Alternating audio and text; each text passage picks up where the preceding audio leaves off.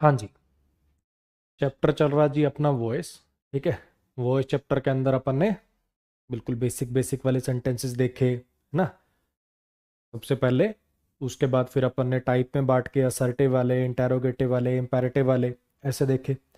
Imperative के अंदर ही अपन आगे चल रहे। ठीक है, आज की क्लास में आपको बहुत कुछ नया सीखने को मिलेगा भाई, इसलिए आज की क्लास आप लोगों के लिए थोड़ी डिफिकल्ट भी होगी। ठीक है, इस क्लास को हर बच्चा 2 बार देख लेगा, क्योंकि बहुत सारे ऐसे पैसिव करेंगे आज अपन जो मतलब आपको याद ही करना पड़ेगा, अच्छा इसका ऐसे ही बनता है ना। तो वो वाली चीजें आपको 1-2 बार देखने से ही याद होंगी, तो इसलिए आपको 2 बार ये वाली क्लास जरूर देखनी। ठीक है जी। Let him study. अब है तो ये भी इंपैरेटिव ही, उसे पढ़ने दो। लेट हिम स्टडी, इसको पढ़ने दो, है ना। हो सकता है किसी से रिक्वेस्ट कर रहे हो या किसी को काइंड ऑफ ऑर्डर वाली टोन में बोल रहे हो, उसको पढ़ने दो ऐसे। तो है तो इंपैरेटिव, इतनी बात तो समझ में आई। ये जो लेट वर्ब होती है ना, इसका पैसिव नहीं होता मेरे भाई। लेट को आपको चेंज करना पड़ता है। जैसे तो ना अपन बाकी वर्ब का पैसिव कर लेते हैं, ईटन का इज ईटन कर लिया अपन ने, है ना, प्लेड का इज प्लेड कर लिया। लेट का इज लेट या ऐसा कुछ नहीं बना पाएंगे अपन। लेट वर्ब का पैसिव नहीं हो पाता, लेट वर्ब को चेंज करना पड़ता है अलाउ में या सजेस्ट में। लेट वर्ब को चेंज करना पड़ता है अलाउ, ALLOW, अलाउ जो वर्ब होती है उसमें, या फिर सजेस्ट में। मैं आपको एक बना के दिखाता हूं कैसे। लेट हिम स्टडी, उसे पढ़ने दो। ठीक है, इसका पैसिव आपको कैसे बनेगा। लेट वर्ब है, हिम इसका ऑब्जेक्ट है, तो ही सब्जेक्ट बन गया। और लेट को अपन चेंज करेंगे अलाउ वर्ब के अंदर। कैसे बनाएंगे इसका passive. He should be allowed to study. अब ये ऐसा क्यों हो रहा है, टू स्टडी कैसे आया। तो आप जानते हो कि लेट वर्ब है, हिम इसका ऑब्जेक्ट है, और ये जो स्टडी लिखा हुआ है ये एक बेयर इन्फिनेटिव है जो ऑब्जेक्ट कॉम्प्लीमेंट की तरह से काम कर रहा था। हाँ क्या ना? जब ऑब्जेक्ट ही सब्जेक्ट बन गया, पैसे में ऑब्जेक्ट बचा ही नहीं, तो बेयर इन्फिनेटिव मतलब ऑब्जेक्ट कॉम्प्लीमेंट भी नहीं बचा। जब ऑब्जेक्ट कॉम्प्लीमेंट भी नहीं ऑब्जेक्ट कॉम्प्लीमेंट ही नहीं बचा, तो फिर इसको बेयर फॉर्म में क्यों लिखोगे, इसको फुल में लिख दोगे। फिर से समझिए मैंने क्या बोला इस सेंटेंस के बारे में। लेट वर्ब का पैसिव नहीं करते अपन, इज लेट, आर लेट, है ना, ऐसे करके इसका पैसिव नहीं बना सकते। इसलिए लेट वर्ब को जब कोई ऐसे ऑर्डर वॉर्डर वाला टाइप का सेंटेंस लग रहा हो आपको, तो अलाउ में चेंज कर लेते हैं। अभी आगे दिखाऊंगा जब सलाह देने वाला लग रहा हो आपको, तो सजेस्ट में चेंज कर लेते हैं। लेट वर्ब को ऐसे पैसे में यूज नहीं करते, उसको अलाउ या फिर सजेस्ट वर्ब के अंदर चेंज करके हम यूज करते हैं, पहली बात। तो लेट हिम से क्या बना, ही शुड बी अलाउड। ठीक है, अच्छा जी, दूसरी बात। अब कुछ बच्चे ये भी सोच सकते हैं सर ये शुड कहां से आ गया, वही मीनिंग देने के लिए। जैसा मीनिंग ऐसे, जैसा मीनिंग इस सेंटेंस में है कि उसे पढ़ने दो, लेट हिम स्टडी, उसको पढ़ने दो, तो ये वाला जो मीनिंग है ना कि उसको पढ़ने के लिए अलाउ किया जाना चाहिए, उसे पढ़ने दिया जाना चाहिए, ये जो चाहिए वाला जो मीनिंग है वो लाने के लिए अपन शुड लेकर आए। दूसरी बात, ये स्टडी टू स्टडी में कैसे चेंज हो गया, ये ऑब्जेक्ट कॉम्प्लीमेंट का काम कर रहा था मेरे भाई, ये ऑब्जेक्ट कॉम्प्लीमेंट का काम कर रहा था। हाँ क्या ना। और अब तो पैसे में तो ऑब्जेक्ट होता ही नहीं, तो ऑब्जेक्ट कॉम्प्लीमेंट भी नहीं होगा। ये बेयर फॉर्म में इसीलिए तो लिखते हैं क्योंकि ऑब्जेक्ट कॉम्प्लीमेंट का काम करता है। जब ऑब्जेक्ट कॉम्प्लीमेंट नहीं बन रहा तो फुल इन्फिनेटिव में चेंज हो गया। अब तो मुझे इसका बना के दिखाओ।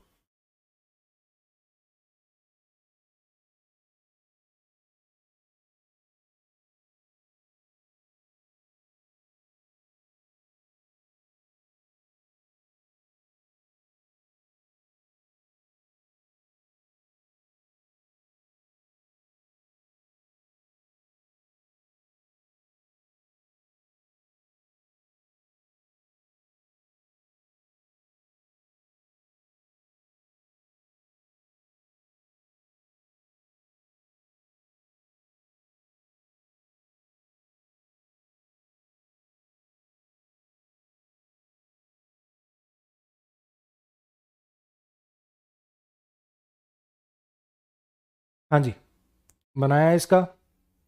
कैसे बनेगा।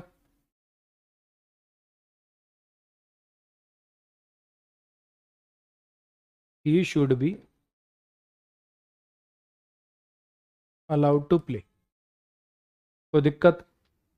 नेक्स्ट पर जाओ। ये भी लेट वाले ही हैं, बस इसमें और पहले वाले में हल्का सा एक डिफरेंस आया कि इसमें जो आपका बेयर इन्फिनेटिव था ना, उसने भी अपना एक ऑब्जेक्ट रख रखा है। अगर मैं इस सेंटेंस को तोड़ूं, अगर मैं इस सेंटेंस को तोड़ूं तो ये लेट वर्ब हो गया, हिम इसका ऑब्जेक्ट हो गया, और ये जो सिंग जो था, ये जो बेयर इन्फिनेटिव था, जो ऑब्जेक्ट कॉम्प्लीमेंट की तरह से काम कर रहा था, इसने अपना खुद का भी एक ऑब्जेक्ट रख लिया। ये क्या हो गया? Object of bare infinitive. अब ऐसा होने से हुआ क्या, ऐसा होने से हुआ क्या कि इसके दो पैसे पॉसिबल हो जाएंगे। एक तो लेट के पास ऑब्जेक्ट है, जिस वर्ब के पास ऑब्जेक्ट होता है उसका पैसिव कर पाते हैं अपन।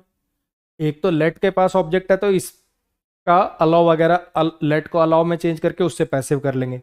दूसरा, आपको ये भी याद होगा ना, मैंने आपको पढ़ा रखे हैं इन्फिनेटिव के भी पैसिव होते हैं, जेरेंड के भी पैसिव होते हैं।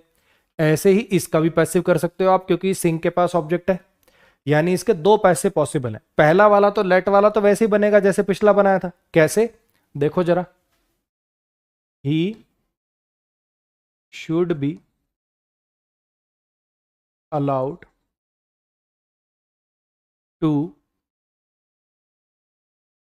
सिंग अ सॉन्ग। अब इसके अंदर देखो, इसके अंदर हमने क्या किया, इसके अंदर हमने क्या किया, इस लेट वाली वर्ब का पैसिव कर दिया। इसमें हमने क्या किया है, इस लेट वाली वर्ब का पैसिव कर दिया और इसको एज इट इज रख दिया, इसके साथ कोई छेड़खानी नहीं करी।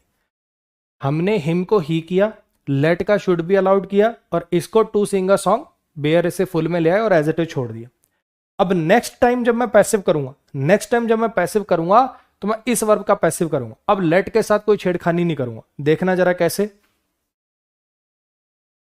मैंने लेट एज इट इज रख दिया, लेट के साथ कोई छेड़खानी नहीं करी मैंने। और इस बार सिंग अ सॉन्ग में ऑब्जेक्ट कौन है? सॉन्ग है ना, सिंग वर्ब है।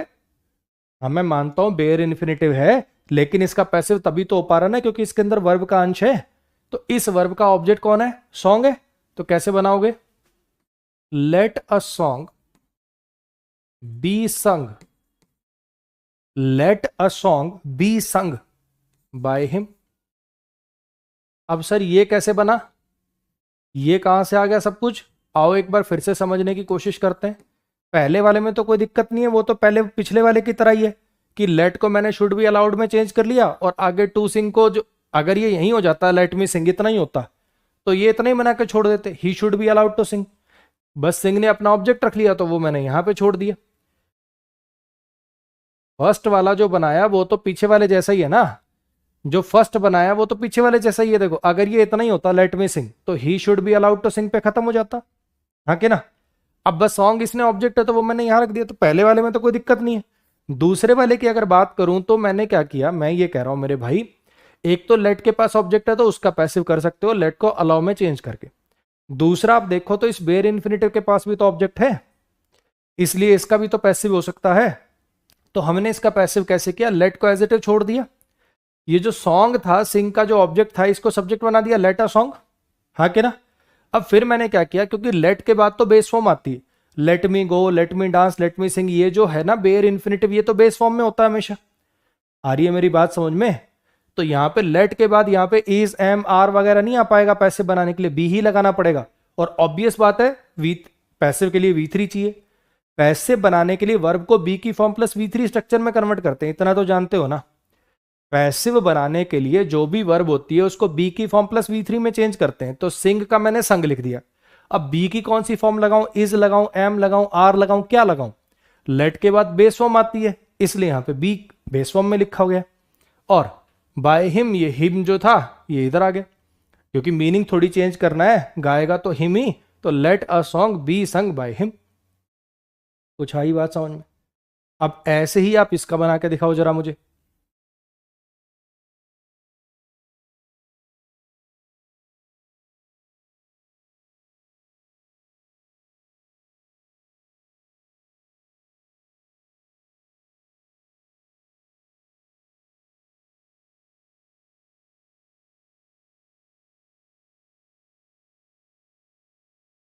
मैं फिर बता रहा हूं, आज की जो क्लास है थोड़ी सी हैवी है, क्योंकि जनरल मतलब नॉर्मल जो अपन पैसिव करते हैं ना, ऑब्जेक्ट को सब्जेक्ट बना दिया, सब्जेक्ट को बाय प्रीपोजिशन का ऑब्जेक्ट बना दिया, वर्ब में चेंज कर दिया हल्का सा, मतलब बी की फॉर्म प्लस V3 टेंस देख के, उससे थोड़े से डिफिकल्ट हैं, कुछ विचित्र टाइप के। लेकिन इतना ऐसे लोड मत लेना। ऐसे क्वेश्चन आपको मैं प्रीवियस ईयर प्रैक्टिस करा के दिखाऊंगा, देखना प्रीवियस ईयर जब आपको प्रैक्टिस करा के दिखाऊंगा तो आप नोटिस करोगे 20 में से कोई एक क्वेश्चन ऐसा आता है। जब पैसिव के मतलब मेंस में जब 20 क्वेश्चन आया करते थे ना, सीपीओ में तो अभी भी 20 क्वेश्चन आते हैं, है ना।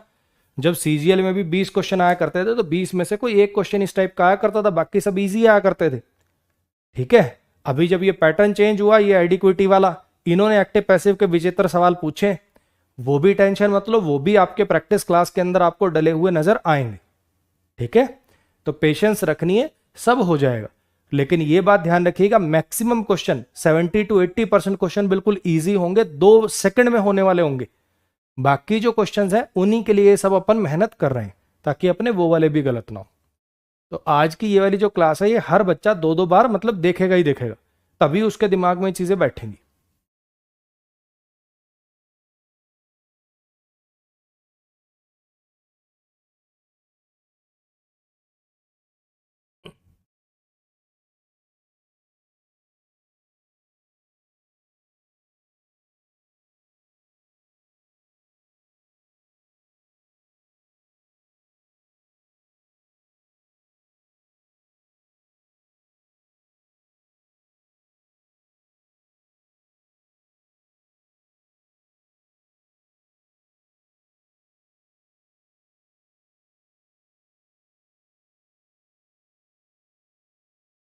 इसमें तो कोई दिक्कत है ही नहीं। Let him deliver, let him deliver, अगर ये इतना ही होता तो क्या करते, he should be allowed to deliver. अब डिलीवर क्या ट्रांजिटिव वर्ब थी, इसलिए आगे जो ऑब्जेक्ट था वो मैंने इसके आगे लिख दिया। अब मुझे पता है कि ये जो बेर इन्फिनेटिव है इसके पास अपना भी ऑब्जेक्ट है ना। तो फिर इसको क्या करेंगे, इसका पैसे बनाने की कोशिश करेंगे। कैसे बनेगा, let the letter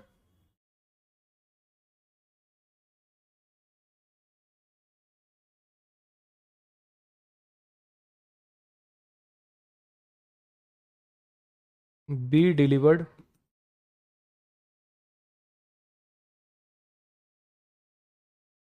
by him.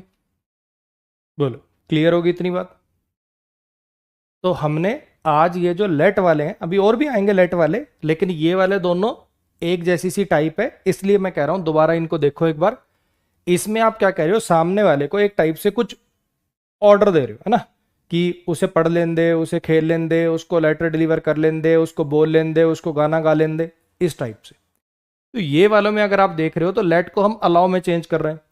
अगर बेयर इन्फिनेटिव के पास ऑब्जेक्ट नहीं था तो दूसरा पैसिव नहीं बना। अगर बेयर इन्फिनेटिव के पास भी ऑब्जेक्ट हो जाए अपना, तो फिर ये लेट को लेट ही रख के आगे ऐसे करके अपन पैसिव बना लेते हैं। वर्ब को बी की फॉर्म प्लस V3 में चेंज करा अपन ने, सिंग को बी संग में और डिलीवर को बी डिलीवर्ड में। क्यों, क्योंकि लेट के बाद बेस फॉर्म आती है, इसलिए यहां पे इज एम आर वगैरह मत लगा देना। क्लियर होगी इतनी बात। नेक्स्ट पर जाओ, लेट्स प्ले। लेट्स प्ले, अब ये वाला जो है वो पहले वालों से कैसे अलग है। जो पहले अपन ने लिखे let him go, let him dance, let him play, उनसे कैसे अलग है ये, क्योंकि ये अपन जनरली तब यूज करते हैं जब हमें कहना हो। ये अपन जनरली तब यूज करते हैं जब मान लो अपन 5-7 बच्चे खड़े हैं, चलो खेलते हैं। ये आप किसी और को नहीं कह रहे कि हमें ये करने दो, ये आप कह रहे हो लेट्स प्ले, चलो खेलते हैं, लेट्स डांस, चलो नाचते हैं, लेट्स स्टडी, चलो पढ़ते हैं। कुछ मेरी बात आई समझ में, मैंने क्या बोला। जो पहले वाले थे वो आप किसी और से बात कर रहे हो, तो देखो ये जो है लेट हिम स्टडी, आप किसी और को कह रहे हो कि इसको पढ़ लेने दे, इसको खेल लेने दे, इसको गाना गा लेने दो, इसको लेटर डिलीवर कर लेने दो, हाँ कि ना। ये वाले जो सेंटेंसेज हैं ये आप किसी और को नहीं, खुद भी आप उसमें इंक्लूडेड हो। जो आप 4-5 लोग हो आपस में कह रहे हो कि चलो खेलते हैं, चलो नाचते हैं, चलो गाते हैं। आई मेरी बात समझ। तो इसका पैसिव कैसे बनता है, अब अलाउ वाली तो बात रही नहीं। जब किसी और को कहते हो तब कहते हो कि भैया अनुमति दे दो, अलाउ कर दो। अब खुद ही आपस में कह रहे हो तो अलाउ में तो चेंज होगा नहीं इस बार लेट। इस बार ये सलाह है कि चलो ये काम करते हैं। तो इसका पैसिव कैसे बनाते हो,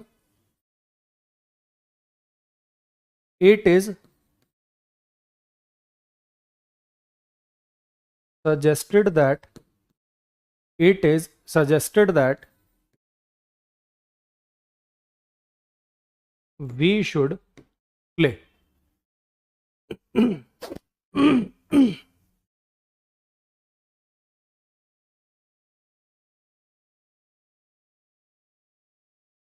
हाँ जी, कुछ मेरी बात आई समझ में, क्या कहना चाह रहा हूं?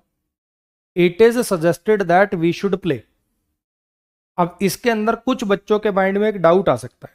वो डाउट क्या हो सकता है कि सर ये जो लेट्स होता है, ये लेट अस की तो शॉर्ट फॉर्म होता है। ये जो लेट्स होता है ये लेट अस की ही तो शॉर्ट फॉर्म होता है।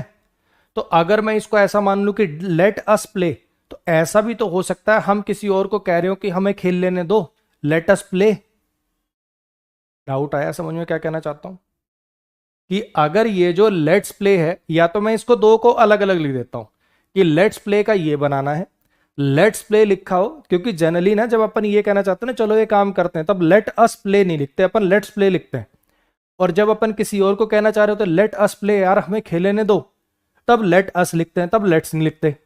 तो अगर यहां पे लिखा हो ये शॉर्ट कॉन्ट्रैक्टेड फॉर्म में लिखा हो तो आपको इसको प्रेफर करना है। अगर यही जो सेंटेंस है, अगर यही सेंटेंस है अगर ऐसे लिखा होता, अब ये इसके साथ लिखूंगा तो चलो एक बार देखता हूं, कोई नहीं समझ जाओगे हो सकता है। अगर ये लेट अस प्ले लिखा होता, अगर ये लेट अस प्ले लिखा होता तो फिर कैसे बनाते? फिर जैसे पीछे अपन ने देखा, फिर जैसे पीछे अपन ने देखा, we should be allowed to play, we should be allowed to play. अरे हाँ क्या ना, बोलो। हाँ जी, लेट्स सिंग। मेरी बात फिर से बोलूं, मैंने क्या बोला? मैंने कहा ये जो लेट्स होता है इसका मतलब होता है चलो ये काम करते हैं। इसमें आप किसी से अनुमति नहीं मांग रहे, लेट्स प्ले चलो खेलते हैं, लेट्स डांस चलो नाचते हैं, लेट्स स्टडी चलो खेलते हैं, लेट्स ईट चलो खाते हैं। तो इसमें अनुमति नहीं मांग रहे, इसलिए अपन इसको सजेस्ट में चेंज करेंगे, है ना? और कोई और तो सलाह दे नहीं रहा, कोई और तो सलाह दे नहीं रहा, जैसे इसके अंदर मतलब किसी और से अनुमति मांगनी है, तो फिर कैसे लिख देंगे इसको? इट इज सजेस्टेड, ऐसी सलाह दी जाती, ऐसी सलाह है कि हमें खेलना चाहिए। It is suggested that we should play. और अगर आप ये मान रहे हो कि ये जो लेट अस है ये ऐसा होना चाहिए, लेट अस प्ले, अगर ऐसे लिखा हो तो मतलब हो जाएगा कि आप जो मम्मी पापा की अरे खेल लेने दो, लेट अस प्ले, हमें खेल लेने दो। बच्चे खेल रहे थे, बॉल कहीं चली गई, बॉल रख ली आंटी ने, आप कह रहे हो लेट अस प्ले, हमें खेल लेने दो, तब कैसे चेंज हो जाएगा? We should be allowed to play. तो अगर ऐसे कॉन्ट्रैक्टेड फॉर्म में लिखा हो, अगर ऐसे कॉन्ट्रैक्टेड फॉर्म में लिखा हो तो फिर ये वाला बनाना, इट इज सजेस्टेड वाला, और ऐसे लिखा हो तो फिर ये बनाना। क्लियर होगी इतनी बात? ऐसे अब इसका बना के दिखाओ आप।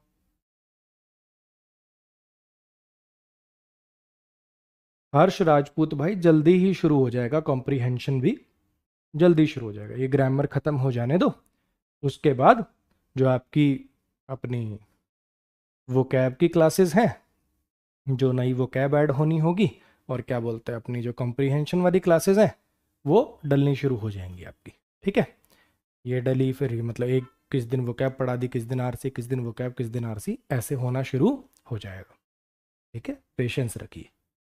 आता हूँ ना, रोज क्लास लेने आ रहा हूँ ना, ये भी तो क्लास है एक टाइप की।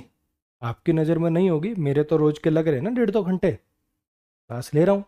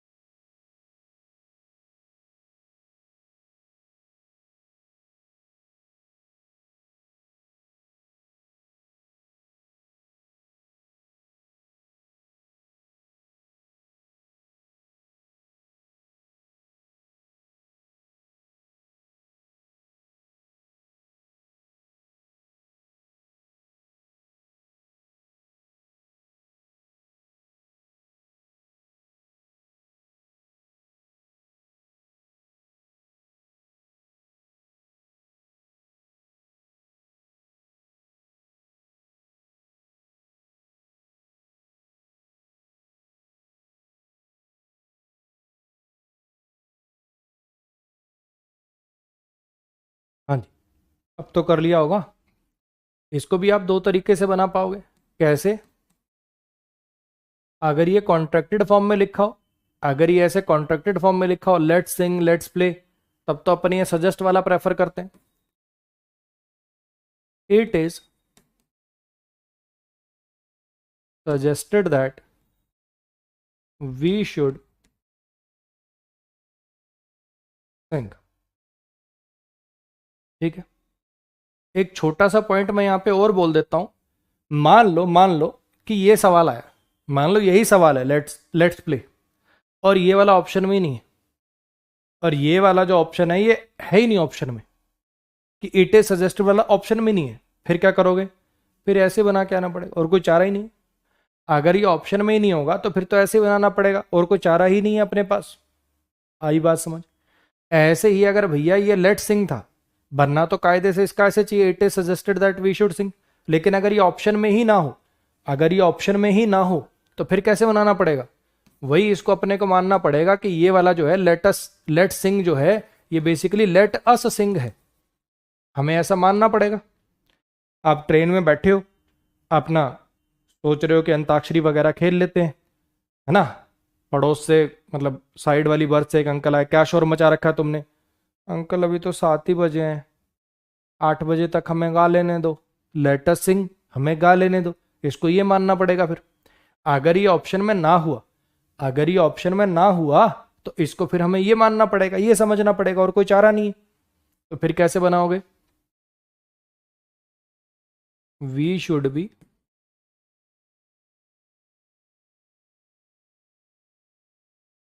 अलाउड टू सिंग।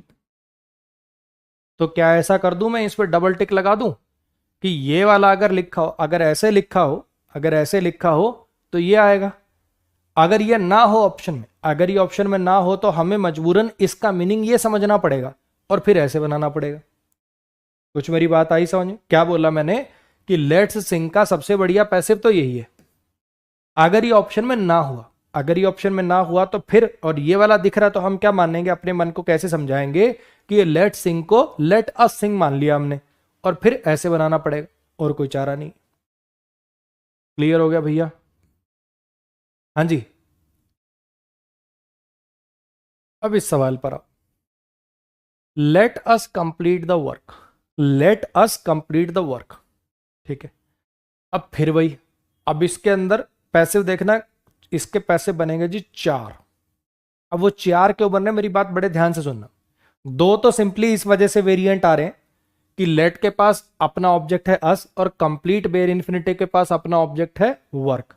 अगर मैं इसको तोड़ूं तो लेट ऑब्जेक्ट, लेट वर्ब हो गया, ये इसका ऑब्जेक्ट हो गया, और ये कंप्लीट ऑब्जेक्ट कॉम्प्लीमेंट की तरह से काम करने वाला बेयर इन्फिनिटिव है, और ये ऑब्जेक्ट ऑफ बेयर इन्फिनिटिव है। हाँ कि ना? दो दो तो डायरेक्ट इसलिए बन पा रहे हैं क्योंकि इसके पास भी ऑब्जेक्ट है, इसके पास भी ऑब्जेक्ट है, एक बार इसका पैसिव एक बार इसका पैसिव, दो तो इसी वजह से बन गए। अच्छा, दो और क्यों क्रिएट हो रहे हैं? क्योंकि ये लेट अस को हम ऐसा मान सकते हैं कि लेट्स कंप्लीट द वर्क, चलो काम कंप्लीट करते हैं। और हम ऐसा भी मान सकते हैं, किसी और को कह रहे हो अरे भैया काम कंप्लीट कर लेने दो हमें, let us complete the task. इसी सेंटेंस के दो मीनिंग हो सकते हैं ना। इसी सेंटेंस के जैसे हमने इसको ये माना कि मजबूरी में अगर ये नहीं होगा तो ये मानेंगे इसको, ऐसे ही इसको भी तो हम लेट्स कंप्लीट मान सकते हैं। अरे हाँ क्या ना? इसीलिए इसके 4 वेरिएंट बने। अब मैं चारों एक बार लिखता हूं यहां पे, और फिर आप तसल्ली से उसको देखना कि ये चारों कैसे पॉसिबल हो पाए। पहले मैं ये मान के चलता हूं कि इस सेंटेंस का मतलब है, पहले मैं ये मान के चलता हूं कि इस सेंटेंस का मतलब है कि किसी और को कह रहे हो अरे हमें काम कंप्लीट कर लेने दो। तो क्या बनेगा जी पहला पैसिव?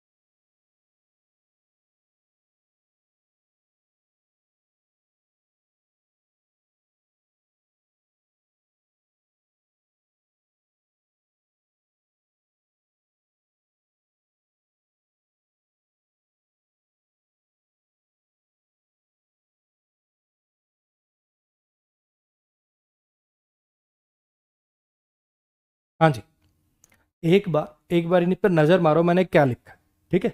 फिर मैं एक एक को आपको दोबारा बोल के बताऊंगा, और फिर ये जो नेक्स्ट सेंटेंस है बिल्कुल ऐसा ही है, इसके आप खुद बना के दिखाओगे। 30 सेकंड के लिए एक बार नजर मारिए कि मैंने क्या लिखा है, क्यों लिखा है, क्या मीनिंग सोच के लिखा है, देखो एक बार।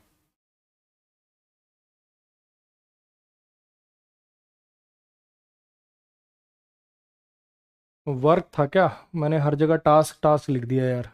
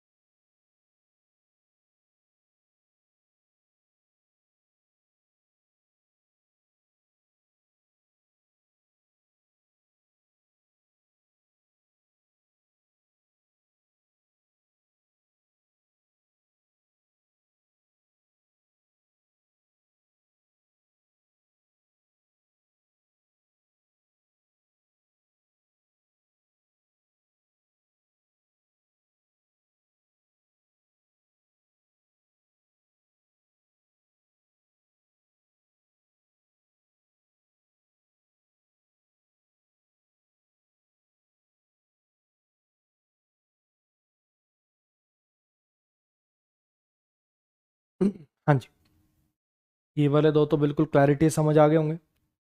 Let us complete the work, let us complete the work, इसमें तो कुछ भी नया नहीं, ये बिल्कुल वैसे ही है, ये वैसे ही है जैसे हमने लिखा let him Singh a song, बस हिम की जगह अस हो गया। हाँ के ना, हिम की जगह अस हो गया, इतना ही फर्क है। जैसे इसके ये दो बने थे, एक बार लेट का पैसिव करके एक बार सिंग का पैसिव करके, बिल्कुल वैसे ही मैंने ये दो बना दिए। We should be allowed to complete the work और let the work be completed by us. तीसरा ये जो लिखा हुआ है ये लेट अस को लेट्स मान के लिखा हुआ है कि लेट्स कंप्लीट द वर्क, चलो काम कंप्लीट करते हैं, चलो काम कंप्लीट करते हैं। It is suggested that we should complete the work. और ये चौथा, हालांकि कम नजर आने के चांस है लेकिन फिर भी कई बार क्या करते हैं ना, जब मीनिंग सेम कन्वे कर रहा हो तो शॉर्ट फॉर्म मतलब शॉर्ट वाला जो होता है वो लिख देते हैं। कई बार मान लो बाकी सब ऑप्शन बिल्कुल ऊट पटांगे, बाकी सब ऑप्शन बिल्कुल ही ऊट पटांगे, तो क्या इस सेंटेंस का मतलब और इस सेंटेंस का मतलब लगभग सेम नहीं है। Let us complete the work, जैसे अपन ने मान लिया कि इसका मीनिंग है लेट्स कंप्लीट द वर्क, चलो काम कंप्लीट करते हैं, तो the work should be complete by us, काम हमारे द्वारा पूरा किया जाना चाहिए। तो क्या इसका मीनिंग अगर इसको लेट्स मान लूं तो लगभग इसके क्लोज आ गया। और ये सबसे छोटा है, कॉन्ट्रैक्टेड है, जबरदस्ती का कुछ और सजेस्टेड और ये सब नहीं लिखा, डायरेक्ट शॉर्ट में लिख दिया, तो ये भी कई बार देखने को मिल जाता है। क्लियर हुई इतनी बात?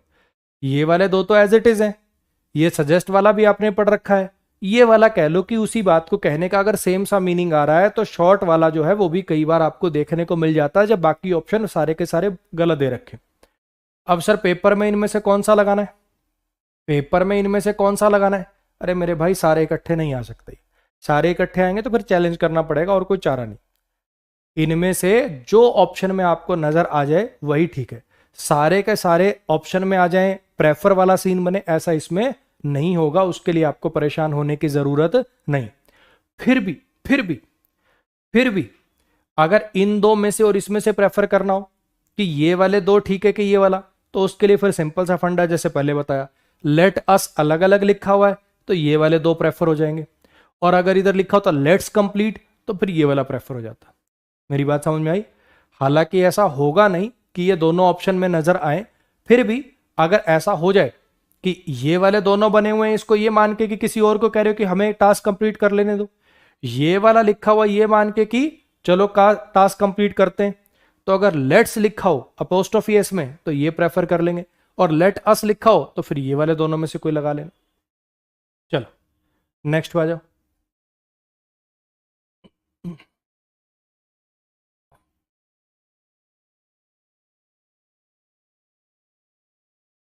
इसके अब चारों आप बना के दिखाओ।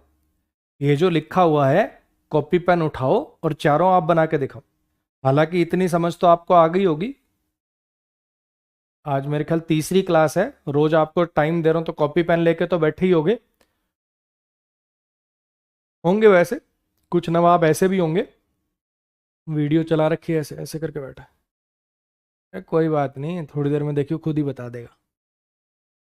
अरे मैं थोड़ी लिखूंगा, नवाब हूं मैं, राजा जी हूँ। देखियो अभी इसको 999 में खरीद रखा है मैंने, अभी देखियो खुद ही लिख के दिखाएगा। ये भी एटीट्यूड है? पेपर में भी फिर तेरे से नहीं हो पाएगा। लिख बच्चे, खुद ट्राई कर। ये टाइम जो दे रहा हूँ ये तुम्हारे लिए दे रहा हूँ, मेरे को तो आता ही है।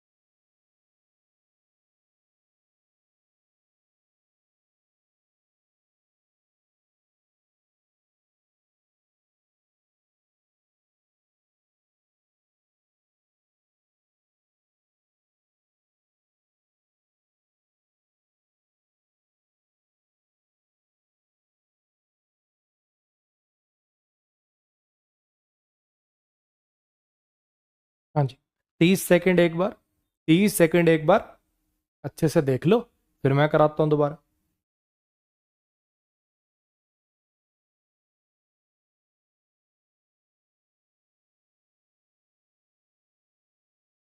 अनुराग भाई पूछ रहे हैं ये बैच डिफेंस एग्जाम के लिए सही है? बैच खत्म होने को आ गया बच्चे, आज तुम पूछ रहे हो डिफेंस एग्जाम के लिए सही है? ये बात मैंने आपको स्ट्रेटजी वाली क्लासों में और 50 बार बताई नहीं है कि कोई भी एसएससी का एग्जाम हो, कोई डिफेंस एग्जाम हो, कोई बैंक का एग्जाम हो, सबके लिए बढ़िया बैच है। ठीक है, आराम से मन लगा के पढ़ो, अपना प्रीवियस ईयर प्रैक्टिस करो, इंग्लिश की वजह से आपके एग्जाम में दिक्कत नहीं आएगी।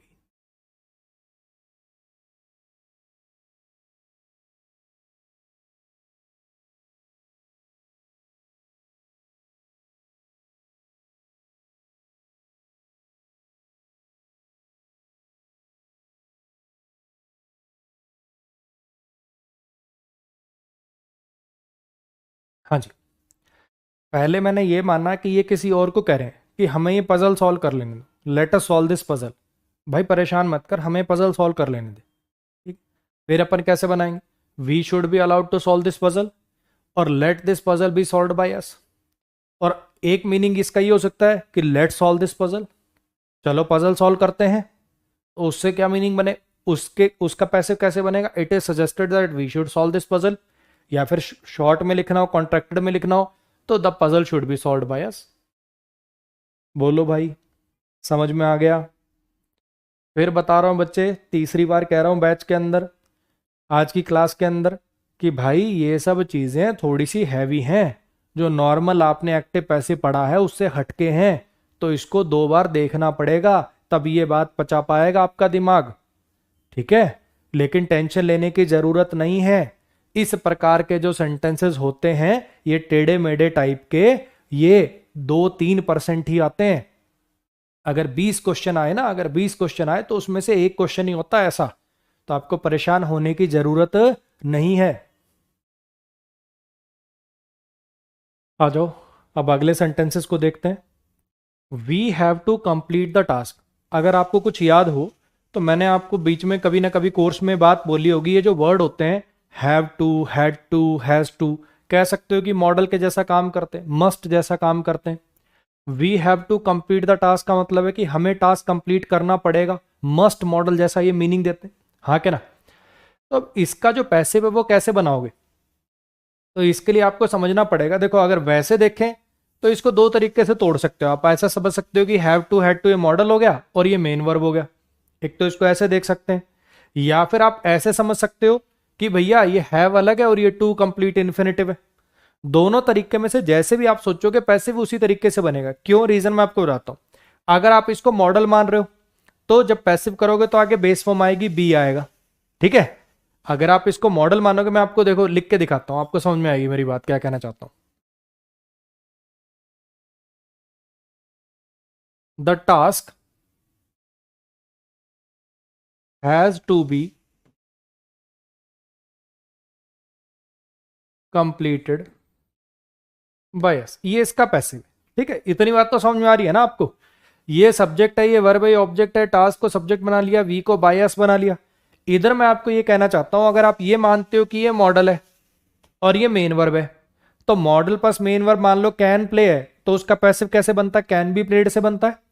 तो मैंने ये मॉडल यहां पे रखा, ऑब्वियसली वी प्लूरल था तो सब वर्ब प्लूरल आई, टास्क के साथ सिंगुलर आएगी तो हैज टू लिखा। और आगे अब मुझे इसका पैसिव करना है, तो बी की फॉर्म प्लस वी 3 होता है, बी कंप्लीटेड। अगर आप इसको मॉडल, ये इतने पोर्शन को मॉडल और इसको मेन वर्ब मान रहे हो तब भी ऐसे ही बनेगा। या आप अगर ऐसे मान रहे हो कि ये मेन वर्ब है और ये इन्फिनेटिव है, ये मेन वर्ब है और ये इन्फिनेटिव है, तब भी अगर आपको याद हो तो इन्फिनेटिव का पैसिव कैसे बनता है, टू बी प्लस वी 3 से, तब भी ये बनेगा। जैसे भी आप समझना चाहो, जैसे भी आप समझोगे पैसिव यही क्रिएट होगा। ठीक है, अब बिल्कुल जैसे मैंने ये बना के दिखाया ऐसे आप इसको बना के दिखाइए।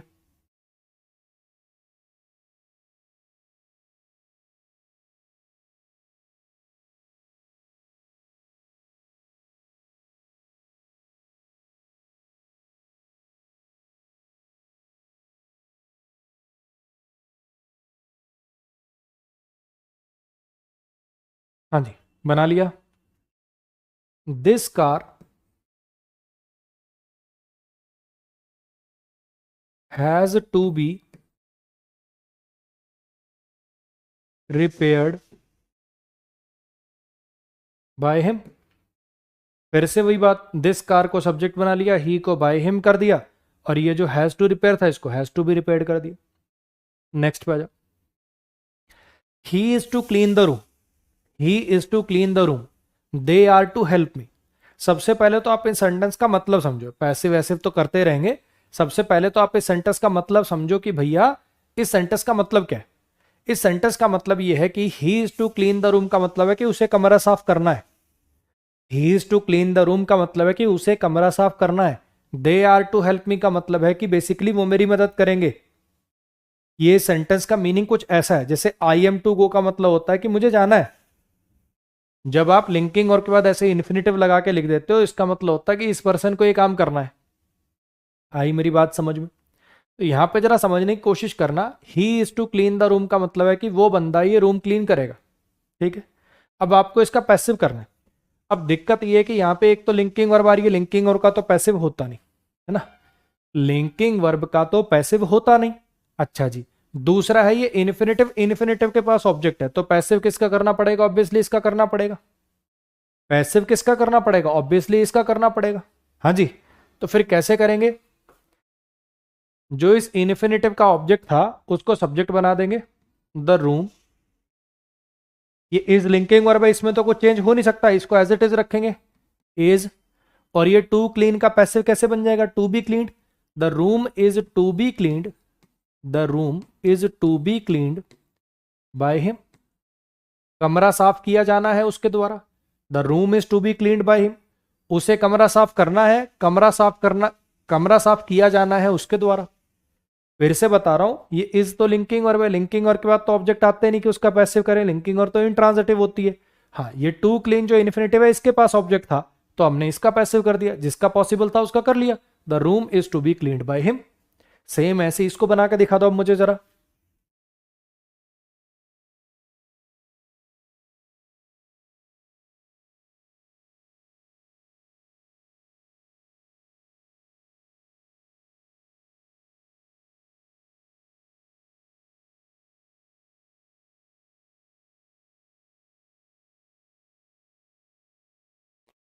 हाँ जी, they are to help me, कैसे पैसिव बनाओगे? अब आर का तो पैसिव हो नहीं सकता, इसका हो पाएगा क्योंकि टू हेल्प इन्फिनेटिव के पास ऑब्जेक्ट है, तो कैसे बनाओगे इसका?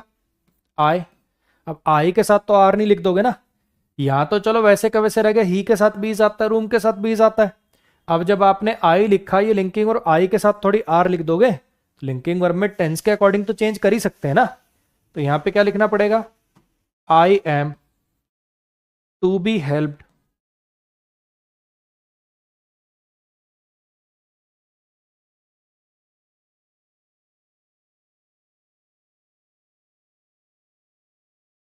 बाय हिम, बाय देम है, सॉरी, हिम नहीं them. I am to be helped by them. और यार ऐसी बाय चांस कोई लिखते लिखते छोटी मोटी, जैसे ये मैंने दिमाग में मेरे सेंटेंस जो है वो है he is to help me, by chance मैंने वो सोच के यहाँ पे हिम छोड़ दिया, तो इतनी कॉमन सेंस लगा लेना कि ये वैसे गलती से हो गया है, मुझे लगता है इतना आप कर पाओगे, है ना। जैसे मान लो ये the room is to be cleaned by him है, बाय चांस मैं रूम लिखना भूल जाऊं लिखने में, तो इतना दिमाग तो चला लोगे ना। तो they are to help me का पैसे क्या बन गया? I am to be helped by them. It is time to play cricket, भैया टाइम है क्रिकेट खेलने का, it is time to play cricket. अब इसका पैसिव कैसे बनाते हैं? फिर वही बात, इज तो लिंकिंग वर्ब है, इसका पैसिव तो हो नहीं पाएगा, इधर करना पड़ेगा पैसिव, ये इन्फिनिटिव है इसके पास ऑब्जेक्ट है तो इसका पैसिव करना पड़ेगा, हाँ कि ना। अब इसका पैसिव कैसे करते हैं? अब इसको तो एज इट इज छोड़ देते हैं। यही बच्चे मैं आपको बार बार बोल रहा हूं कि आज की क्लास के अंदर ऐसे विचित्र अलग अलग टाइप के स्ट्रक्चर्स हैं जिनका कुछ अलग अलग ढंग से बनता है। क्लास जब दो बार देखोगे तभी आपको ये दिमाग में बैठेंगे। ये बात मैं शायद क्लास में अब चौथी या पांचवी बार बोल रहा हूं, ठीक है, और कुछ सोच समझ के ही बोल रहा हूं, लेकिन चिंता करने की जरूरत नहीं है, ऐसे सेंटेंसेस रेयर रेयर बहुत रेयर आते हैं। तो इनका ऐसे मत सोचना कि यार ये इतने विचित्र से हैं, ऐसे 50 और विचित्र होते होंगे, मेरे से तो हो ही नहीं पाएगा। आपको जब मैं प्रीवियस ईयर प्रैक्टिस कराऊंगा तब आप देखना कि ऐसे वाले सेंटेंसेस बहुत ही रेयर दिखते हैं। तो it is time, it is time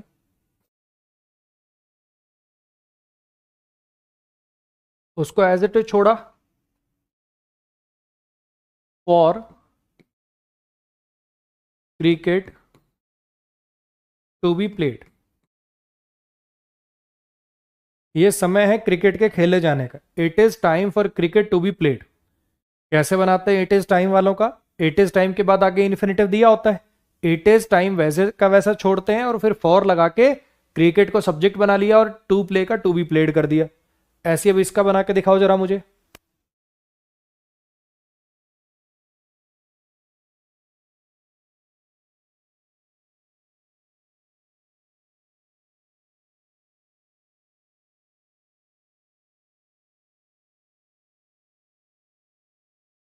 क्या बन जाएगा जी इसका? It is time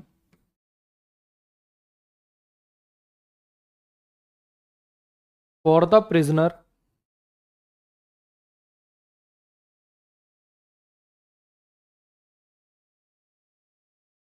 to be released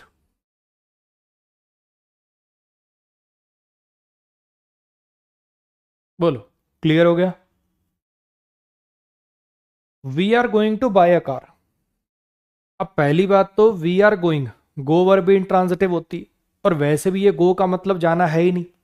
we are going to buy a car कह सकते हो कि इस टाइप का है कि हम गाड़ी खरीदेंगे, है ना। We are going to buy a car का मतलब है हम गाड़ी खरीदेंगे। पहली बात तो ये गो वर्ब वैसे भी इंट्रांजिटिव होती है, और दूसरा यहाँ गो का मतलब वो गो वाला जाना वाला है भी नहीं, ये कोई एक्शन सोचो आप, वो सब दिमाग लगाओ। तो भैया यहां तो इसका पैसिव तो हो नहीं पाएगा, है ना। पैसिव हो पाएगा इधर, पैसिव हो पाएगा इधर। ये टू बाय इन्फिनेटिव है, इसके पास ऑब्जेक्ट है, इसी का पैसिव पॉसिबल है, उधर तो पैसिव हो नहीं पाएगा। हाँ जी, कैसे लिखेंगे फिर? इसका जो ऑब्जेक्ट था आ कार, उसको सब्जेक्ट बना देंगे। अ कार इज गोइंग। अब ऑब्वियस बात है वी के साथ आर आता है यहां पे, इसमें ये इसमें पैसिव नहीं बना रहे इसका, लेकिन टेंस के अकॉर्डिंग तो चेंज करेंगे ना, सिंगुलर प्लूरल सब्जेक्ट के अनुसार तो चेंज करेंगे। अब कार जब मेरे पास सब्जेक्ट हो गया तो आर थोड़ी लगा दूंगा उसके साथ। A car is going to be bought by us. Car is going to be bought by us. Clear होगी इतनी बात? सेम ऐसी अब इसका बना के दिखाओ जरा मुझे।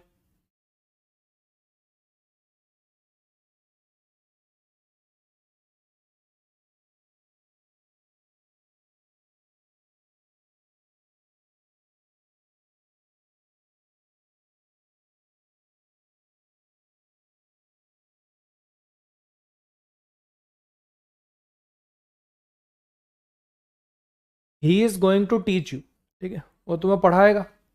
कैसे बना दोगे? इसका तो पैसिव पॉसिबल है नहीं, तो ये जो टू टीच के पास ऑब्जेक्ट है इसको सब्जेक्ट बना के इसका पैसिव कर लेंगे। तो you are going to be, you are going to be taught by him. बोलो भाई, क्लियर हो गया? नेक्स्ट पे जाओ। अब ये वाला जो है थोड़ा सा टेढ़ा स्ट्रक्चर है, ठीक है। अब क्यों मैं इसको टेढ़ा कर रहा हूं आपको मेरी बात समझ में आएगी। आप इसका एक्टिव पैसिव छोड़ो, आप बस मुझे इस सेंटेंस का मीनिंग बता दो। He is to blame, he is to blame का मीनिंग क्या है? मेरा सवाल समझने की कोशिश करना। ये ही मान लो अजय है, ये ही मान लो अजय है, तो इस सेंटेंस के मुताबिक क्या कहना चाह रहे हो? अजय किसी को ब्लेम करेगा कि अजय को ब्लेम किया जाना चाहिए? ये जो सेंटेंस है ये कब यूज किया जाएगा? हाँ जी, अजय किसी को ब्लेम कर रहा है कि अजय को ब्लेम किया जाएगा? कई बार क्या होता है, कई बार क्या होता है कि लिंकिंग और के बाद जब इन्फिनेटिव लिखते हो ना आप, कई बार वर्ब ऐसी लिख देते हो, कई बार ऐसी वर्ब वहां पे आ जाती हैं जिनकी वजह से जो मीनिंग है ना, जिनकी वजह से जो मीनिंग है वो थोड़ा टेढ़ा हो जाता है। समझने की कोशिश करना, ये सेंटेंस कब यूज होगा? मान लो कि ऑफिस में कोई गड़बड़ हो गई, कोई फाइल सही नहीं बनी, वो आगे पेश हुई, जिसकी वजह से कंपनी को टेंडर नहीं मिला, ठीक है। अब भैया बॉस झाड़ मार रहा है, तुम्हारी वजह से ये हो गया, ये हो गया, मुझे बताओ कौन रिस्पॉन्सिबल है इसके लिए? वो तो सबको ही झाड़ मार रहा है, उसको नहीं पता ना किसकी गलती है। तो फिर बाद में भैया जो प्रोजेक्ट मैनेजर था वो कह रहा है ही इज टू ब्लेम, इसे ब्लेम किया जाना चाहिए, वो मिस्टेक इसकी वजह से हुई, ही इज टू ब्लेम, इसे ब्लेम किया जाना चाहिए, ये सेंटेंस का मतलब होता है। अब यहां पे समस्या क्या है, मेरी बात जरा समझने की कोशिश करना। ऊपर ऊपर से देखने में, ऊपर ऊपर से देखने में तो आपको ऐसा लग रहा होगा इज लिंकिंग वर्ब है, इसका तो पैसिव हो नहीं सकता, ये टू ब्लेम इन्फिनेटिव है, इसके पास भी ऑब्जेक्ट नहीं है। अभी तक अपन ने क्या किया था, अपन ने पीछे देखो जरा, इन्फिनेटिव के पास ऑब्जेक्ट था तो पैसिव कर दिया, इन्फिनेटिव के पास ऑब्जेक्ट था तो पैसिव कर दिया। लिंकिंग वर्ब का भले ही नहीं हो पा रहा, लेकिन इन्फिनेटिव के पास ऑब्जेक्ट था तो पैसिव कर देते थे। यहां पे लिंकिंग वर्ब है, उसका तो पैसिव होना ही नहीं था, इन्फिनेटिव के पास भी ऑब्जेक्ट नहीं है। फिर भी आप इसका अगर बुक्स वगैरह में देखोगे तो यहां पे इसका पैसिव बना रखा होता है। अब वो कैसे पॉसिबल है, क्यों पॉसिबल है, वो क्या चक्कर है ना। हालांकि हालांकि मैं आपको सही, देखो एक बार ना मैं इसका पैसिव लिखता हूं, फिर आपको थोड़ी सी क्लैरिटी आएगी। आपके मन से तो आवाज आ रही होगी कि इसका पैसिव अपन ऐसे बना सकते हैं, आपके मन से आवाज आ रही होगी कि इसका पैसिव सर आप ऐसे कर दो,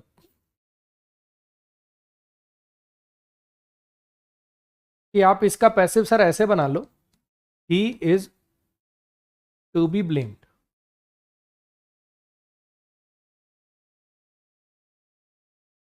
ठीक है, आपके मन से आवाज आ रही होगी कि इसका पैसिव सर ये ठीक लग रहा है मुझे, पता नहीं क्यों ये ठीक, पता आपको क्यों लग रहा है? क्योंकि इस सेंटेंस का मतलब है कि इसे ब्लेम किया जाना चाहिए, यानी ब्लेम किए जाने का ये रिसीवर है। भले ही आपने यहां पे ऑब्जेक्ट नहीं लिखा कोई नया, क्योंकि इस ब्लेम वर्ब का ऑब्जेक्ट यही है। ये इसका पैसिव क्यों बन पा रहा है, मेरी बात समझ पा रहे हो आप? मैं ये कहना चाहता हूं कि ये जो सेंटेंस है ना, ये जो सेंटेंस है, रियलिटी में बात ये कि ये जो ब्लेम है इसका ये रिसीवर है। ही इज टू ब्लेम मतलब इसे ब्लेम किया जाना चाहिए। कुछ बात आई समझ में?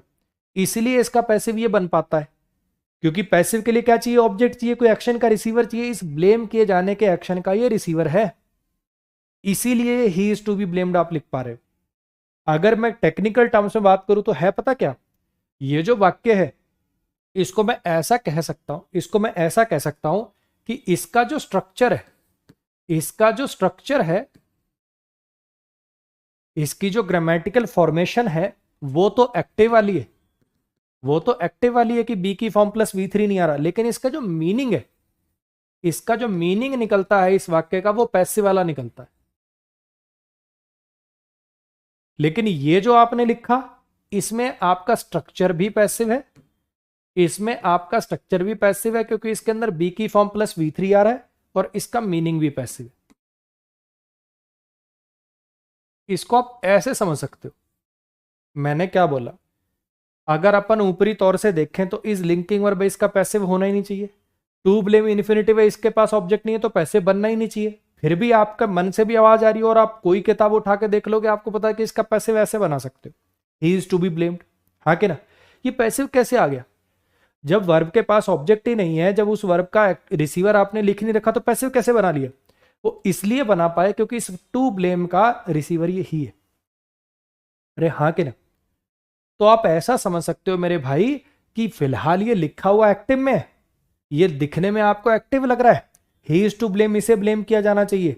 दिखने में आपको अब काफी बच्चे कहेंगे एक्टिव पैसिव कैसे होगा? आपने कहा था लिंकिंग वर्ब वाले सेंटेंस ना एक्टिव होते हैं ना पैसिव होते हैं, बात ठीक है, लेकिन ये टू ब्लेम में भी तो एक्शन हो रहा है, इसमें कोई एक्शन नहीं हो रहा। अगर मैं लिख दूं Ajay is smart, Ajay is a teacher, वो ना एक्टिव है ना पैसिव है, क्योंकि लिंकिंग वर्ब है तो कोई एक्शन ही नहीं हो रहा, एक्शन ही नहीं हो रहा तो ना एक्टिव ना पैसिव। लेकिन ये वाले में ये ब्लेम करना ये तो अपने आप में एक एक्शन है ना। इस वजह से मैं कह रहा हूं कि ये स्ट्रक्चर जो है वो दिखने में आपको एक्टिव लग रहा है लेकिन इसका मीनिंग पैसिव वाला है। अब आपने जब ये कर दिया तो आपने क्या किया, अब आपने इसका स्ट्रक्चर भी पैसिव कर दिया। मैं ये सेम बात आपको एक सेंटेंस और देता हूं, वो आप मुझे बनाकर दिखाना फिर बताना।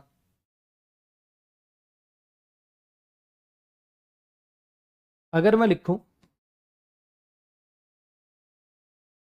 ही is to teach,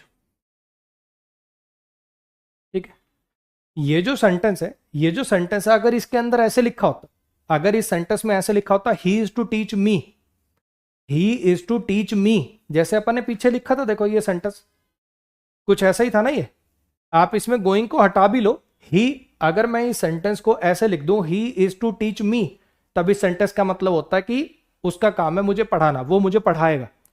he is to teach me का मतलब है वो मुझे पढ़ाएगा, ठीक है। अगर यहां पे रिसीवर लिख दूं, अगर यहां पे रिसीवर लिख दूं तो ही डूअर बन जाता है। अगर मैंने नहीं लिखा, ही इज टू टीच लिख दिया, ही इज टू टीच लिख दिया, तब पता है इस सेंटेंस का मतलब क्या है, यानी उसे पढ़ाया जाना है। तो अगर मैं शॉर्ट में इस बात को समअप करूं तो इसका कुछ आप इसको ऐसे समझ सकते हो कि लिंकिंग और के बाद अगर इन्फिनेटिव अकेला दे रखा है तब तो समझ जाना कि सेक्शन का ये रिसीवर है, और अगर आगे एक और रिसीवर दे रखा है, अगर आगे एक और रिसीवर दे रखा है तो समझ जाना कि ये डूअर है। मेरी बात आ रही है समझ में? फिर से बोलूं, अगर लिखा हो he is to teach me तो उसका मतलब हो जाएगा कि उसका काम है मुझे पढ़ाना, वो मुझे पढ़ाने के लिए है। और अगर मैं लिख दूं ही इज टू टीच तो उसका मतलब हो जाएगा कि इसको पढ़ाया जाना है। आई मेरी कुछ बात समझ में? मान लो कोई ट्यूशन वाला टीचर है, आपकी मम्मी ने ऑनलाइन जो है देख लिया, प्रोफाइल वगैरह बुला लिया, अच्छा जी डेमो के लिए आ जाओ, होम ट्यूशन के लिए। टीचर आया, अच्छा जी किसको पढ़ाना है? ही इज टू टीच, इसको पढ़ाना है, यानी इसको पढ़ाया जाना है। अगर आगे कुछ नहीं लिखा तो ये जो ही आपने बोला ना उस बच्चे के लिए बोला, यानी उसको पढ़ाया जाएगा। हरी बात समझ। वो जो बच्चा है मान लो, उसको टीचर आया आगे से, किसी दोस्त ने पूछा ये कौन है भैया, he is to teach me, ये मुझे पढ़ाने के लिए आया है, तब ये ही डूअर हो जाता है। अगर आपने इसको यहां पे ऑब्जेक्ट दे दिया, अगर टू टीच के आगे यहां पे ऑब्जेक्ट लिख दिया, तो वो डूअर बन गया। ऑब्वियस बात है, इसको अपना ऑब्जेक्ट मिल गया, इसको अपना रिसीवर मिल गया, तो उसको डूअर मानना है। अगर इसको अपना ऑब्जेक्ट नहीं मिल रहा और ये ट्रांजिटिव वर्ब है, कोई ना कोई इसका ऑब्जेक्ट होना ही होना है, तो फिर आपको इसी को ऑब्जेक्ट मानना पड़ जाता है। ऐसे करके ये स्ट्रक्चर चलते हैं। अब फिर वही बात, ही इज टू टीच का पैसिव कैसे हो जाएगा, he is to be taught, he is to be taught, इसे पढ़ाया जाना है, he is to be taught, इसे पढ़ाया जाना है। अरे हाँ के ना। तो यहां पे जरा समझने की कोशिश करो कि इसको आप ऐसे समझ सकते हो कि इसका जो स्ट्रक्चर है दिखने में आपको एक्टिव है, लेकिन इसका जो मीनिंग है वो आपको पैसिव मानना पड़ता है। वहीं अगर इसकी बात करूं तो अब इसका स्ट्रक्चर भी पैसिव हो गया, अब इसका स्ट्रक्चर भी पैसिव हो गया और इसका मीनिंग तो पैसिव है ही। आप इसको ऐसे समझ सकते हो। नेक्स्ट पर आइए। ये वाले कुछ सेंटेंस याद आ रहे हैं, प्रीपोजिशन चैप्टर में पढ़े थे अपन ने। There was no chair to sit on, कुछ याद आया? हाँ जी। There is nothing to do, कुछ नहीं है करने के लिए। There is nothing to eat. There are 5 cars to repair, कुछ याद आ रहा है? इनके अंदर अगर आपको याद आ रहा हो तो there is nothing to do, कुछ नहीं है करने के लिए। भले ही आपने ये जो टू डू, अभी जैसे मैंने पीछे आपके साथ बात करी, जैसे अपन ने यहां पे बात करी, वैसी वैसी सी कुछ रिलेटेड बात है कि टू डू के बाद में ऑब्जेक्ट नहीं लिखा हुआ। मैं मानता हूं कि टू डू के बाद में ऑब्जेक्ट नहीं लिखा हुआ, लेकिन इस टू डू का ऑब्जेक्ट है कौन? ये नथिंग ही तो है।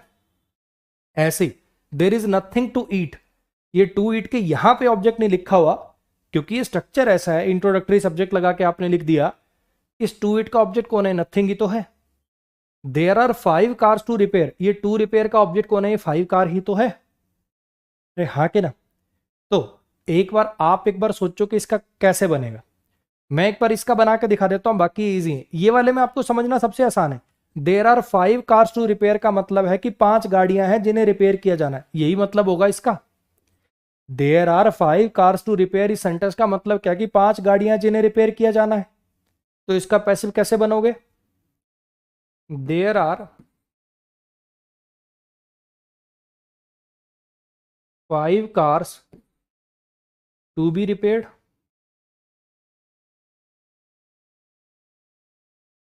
ये बिल्कुल बात वही है जो यहां पे मैंने बोली कि दिखने में एक्टिव लग रहा है लेकिन मीनिंग पैसिव वाला है।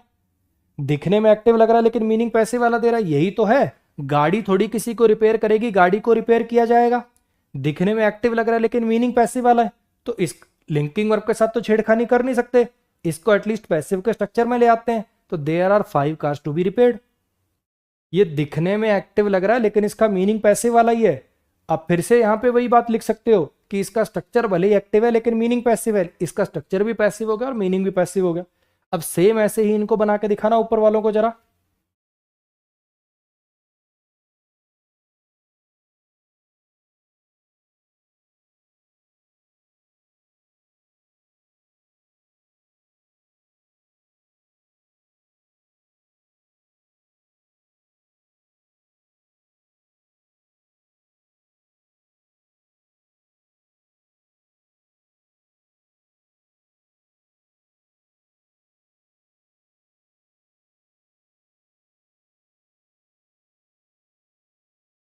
हाँ जी, सेम ऐसे इनका बना देंगे। There is nothing to eat, there is nothing to be done,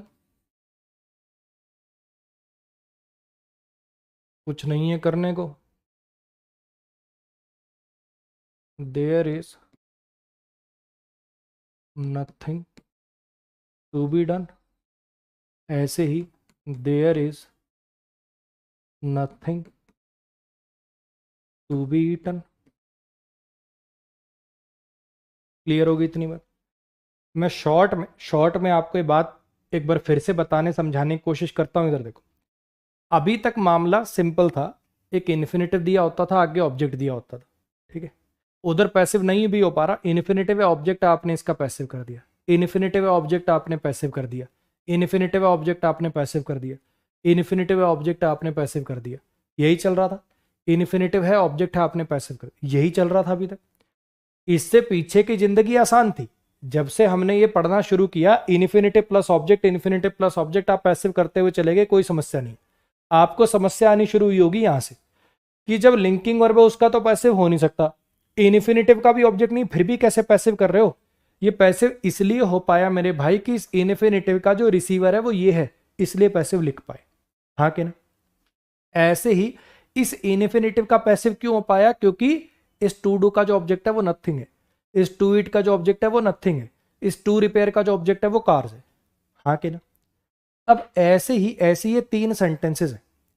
एक पर जो कॉन्सेप्ट मैंने आपको बताया कि इन्फिनेटिव का पैसिव कब कर सकते हैं और कब नहीं कर सकते हैं, वही चीज लगा के एक बार खुद से सोचने की कोशिश करो। हिंट मैं दे देता हूं, इनमें से कुछ का पैसिव बनेगा और कुछ का नहीं बनेगा। ठीक है, हिंट मैंने आपको दे दिया है। एक बार 30 सेकंड के लिए आप सोचो, फिर मैं इसको करके दिखाता हूं।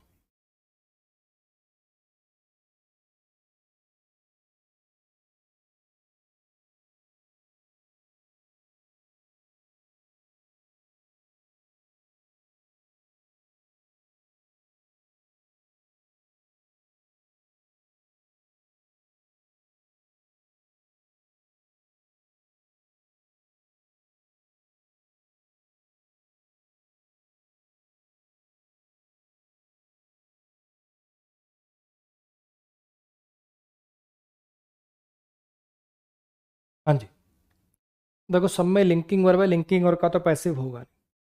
इन्फिनेटिव का पैसिव होने के लिए जरूरी होता है कि उसका एक रिसीवर लिखा हो। इन्फिनेटिव का पैसिव होने के लिए जरूरी होता है कि उसका रिसीवर लिखा हो। हाँ कि ना। अच्छा, there are no doctors to treat, कोई डॉक्टर नहीं है ट्रीट करने के लिए। अब मुझे एक छोटी सी बात बताओ कि डॉक्टर जो होता है वो ट्रीट करने का डूअर होता है कि रिसीवर होता है। डॉक्टर किसी का इलाज करता है कि डॉक्टर का इलाज किया जाता है। कुछ बच्चे कहेंगे सर डॉक्टर भी तो बीमार हो सकता है, बिल्कुल हो सकता है, लेकिन फिर उसको डॉक्टर नहीं फिर पेशेंट कहोगे। जब वो इलाज कराने चला गया तो फिर वो पेशेंट कहलाएगा, है ना। अगर डॉक्टर शब्द यूज हुआ हुआ तो ट्रीटमेंट करने का वो डूअर बनेगा। इसका पैसिव इसलिए नहीं हो पा रहा क्योंकि ये लिंकिंग वर्ब है, इसमें एक्शन नहीं हो रहा।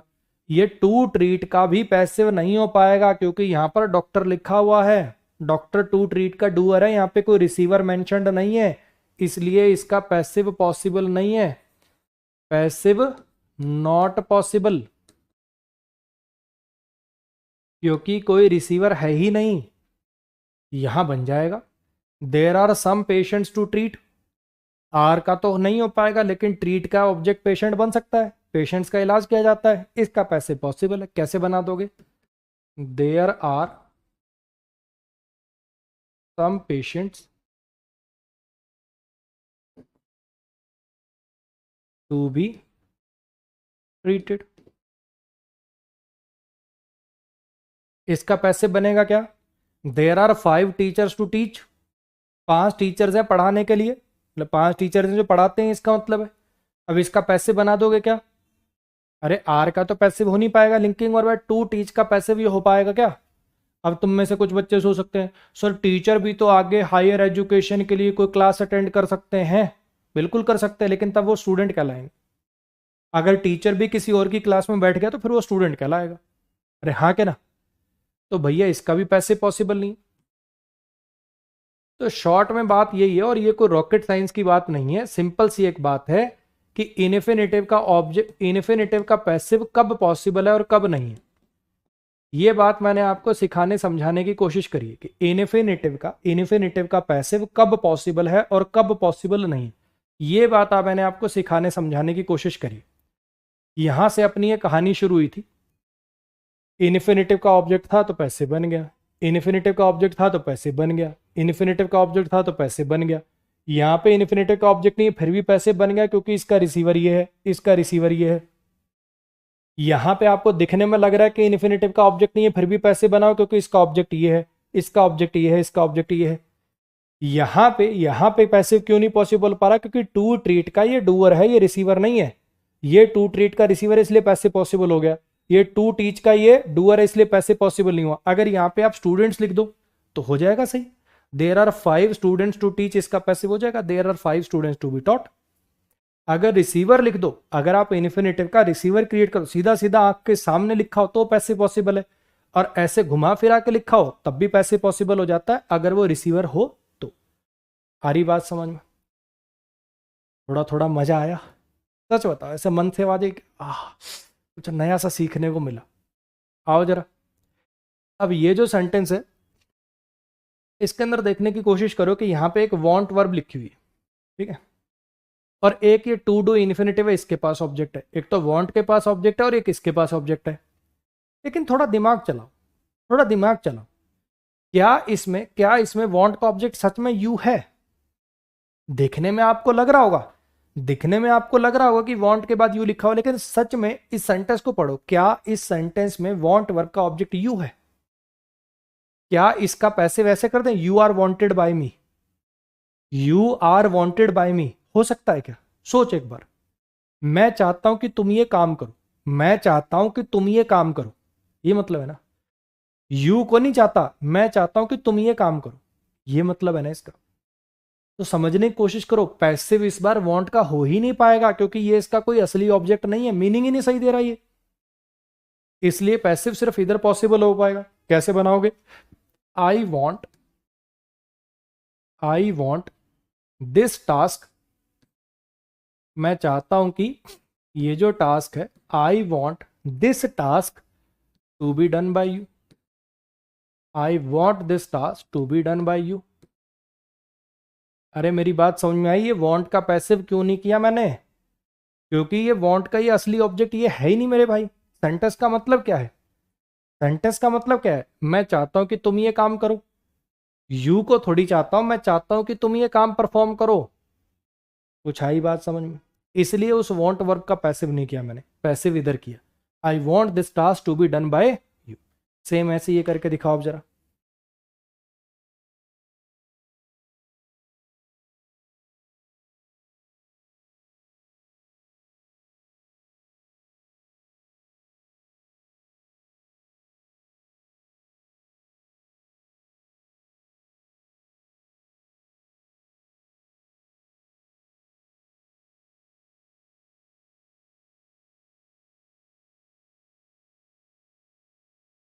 हाँ जी, they want me to solve the question, वो चाहते हैं कि मैं क्वेश्चन सॉल्व करूं, वो चाहते हैं कि मैं क्वेश्चन सॉल्व करूं। कैसे बनाओगे इसका?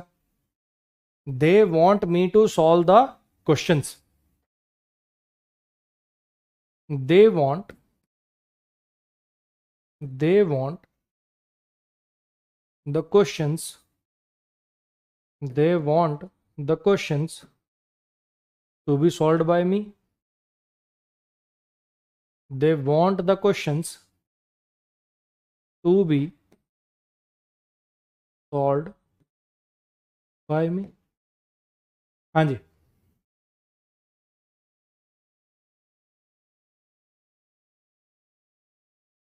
Next page. Nobody wants others to insult him, कोई नहीं चाहता कि दूसरे लोग उसकी बेइज्जती करें, कोई नहीं चाहता कि दूसरे लोग उसकी बेइज्जती करें, यही इन सेंटेंस का मतलब है। Nobody wants others to insult him, कोई नहीं चाहता कि दूसरे लोग उसकी बेइज्जती करें। ठीक, अब मुझे एक बात बताओ, वॉन्ट का सच में ऑब्जेक्ट अदर्स है क्या? नोबडी वॉन्ट्स अदर्स, क्या इसका पैसिव हो जाएगा? Others are wanted by nobody. सच में सोचो एक बार, क्या वांट का सच में ऑब्जेक्ट ये है? दिखने में तुम्हें भले ही लग रहा हो, लेकिन क्या मीनिंग से आप इसको वांट का ऑब्जेक्ट कह सकते हो क्या? नहीं कह सकते, इसलिए इसका पैसिव नहीं हो पाएगा। आ रही है मेरी बात समझ में? तो कैसे बना पाओगे फिर इसका passive? Nobody wants to be insulted by others, और ये अदर्स ऑप्शनल है मेरे भाई, यहाँ पे ये अदर्स ऑप्शनल है। जैसे होता ना, जैसे अगर मैं कहूं कि पीपल स्पीक इंग्लिश, ठीक है, या people speak English all over the world, मान लो ये है, तो अब इसका पैसिव कैसे बनाओगे? English is spoken all over the world, अब बाय पीपल लिखें, ऑब्वियस बात है लोग ही बोलेंगे। तो वैसे ही जब सारी दुनिया की बात हो रही है आगे, nobody wants to be insulted, कोई नहीं चाहता कि बेइज्जती करे कोई उसकी। ये बाय अदर्स अंडरस्टूड है, इंसान ही एक दूसरे की बेइज्जती करते हैं, हाथी घोड़े चीते तो बेइज्जती करते नहीं। आई मेरी बात समझ। अब यहाँ पे आपके मन में कुछ डाउट आ सकता है, सर पीछे जो सेंटेंस था इधर देखना जरा एक बार, पीछे भी कुछ ऐसा सा स्ट्रक्चर था, दे वांट का दे वांट रह गया, इसमें सर चलो नोबडी वांट्स का नोबडी वांट्स कर दिया आपने। इधर आपने क्या करते थे, यहाँ पे जो ऑब्जेक्ट लिखा होता था उसको यहाँ लेके आते थे। जो पीछे वाले स्ट्रक्चर से अगर मैं कंपेयर करूं, देखो आई वांट का आई वांट छोड़ा आपने, लेकिन जो इसका ऑब्जेक्ट था इसको यहाँ लेके आते थे। तो सर ये जो हिम है, ये जो हिम है, इसको आपने यहाँ पे क्यों नहीं लिखा, nobody wants he to be insulted, ऐसे क्यों नहीं लिखा आपने? सवाल आ सकता है मन में। ये मैंने इसलिए नहीं लिखा मेरे भाई, क्योंकि ये हिम और नोबडी एक ही तो है, दोबारा लिखने की जरूरत नहीं। यहां तो ये अलग अलग थे, यहां तो ये अलग अलग थे। ये जो है बेसिकली आई और टास्क तो अलग अलग है, ये दे और क्वेश्चंस तो अलग अलग है, इसलिए इसको लिखना पड़ा कि भैया वांट का सब्जेक्ट दे है, लेकिन ये टू बी सॉल्व वाली बात क्वेश्चंस के लिए। लेकिन इस वाक्य में तो नोबडी ही चाहता है, और ये जो बेइज्जती होने वाली बात है ये भी नोबडी के लिए। कोई नहीं चाहता कि दूसरे उसकी बेइज्जती करें। हिम कौन है, ये नोबडी तो है, तो दोबारा क्यों डालोगे यहां पे? ये दोनों की दोनों वर्ब के स्ट्रक्चर का रेफरेंस यही है, इसलिए नहीं लिखा मैंने दोबारा। और ये बाय अदर्स क्यों अंडरस्टूड कर लिया वो भी आपको बता दिया। I don't want you to help me, मैं नहीं चाहता कि तू मेरी मदद करे। इसका बना के दिखाओ जरा, इसका बना के दिखाओ जरा।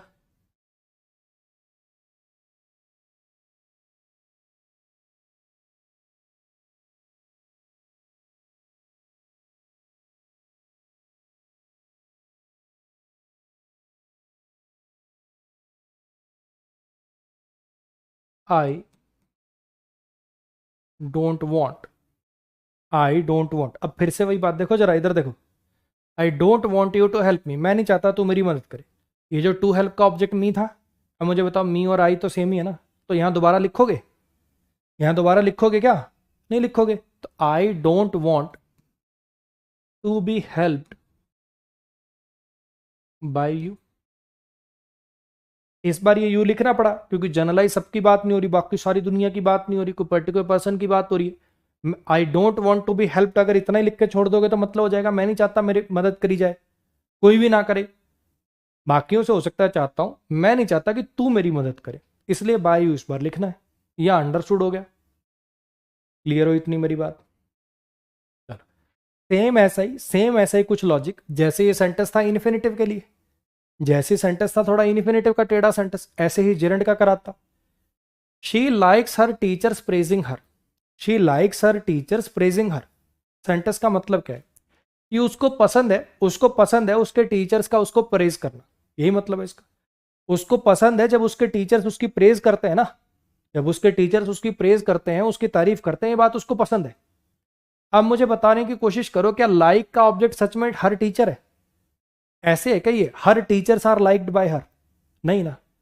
ये दिखने में आपको लग रहा हो सकता है कि ये ऑब्जेक्ट है, लेकिन रियलिटी में ये ऑब्जेक्ट नहीं है। मीनिंग वाइज आपको पता चल रहा है कि ये आगे की बात ऑब्जेक्ट है, तो फिर इसका पैसिव कैसे बनाओगे?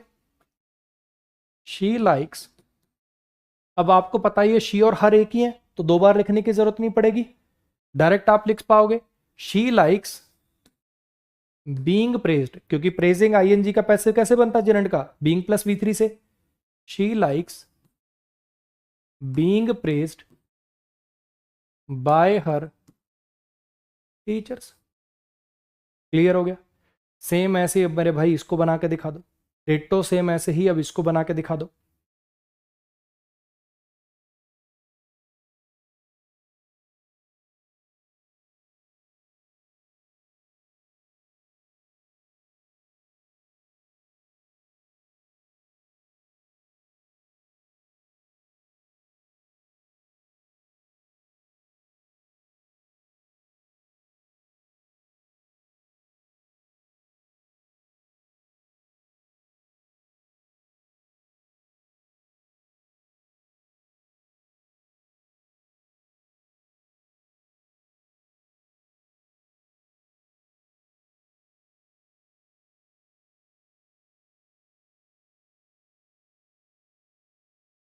हाँ जी, I don't like him scolding me all the times, मुझे पसंद नहीं है वो सारा दिन ही जो मुझे डांट मारता रहता है।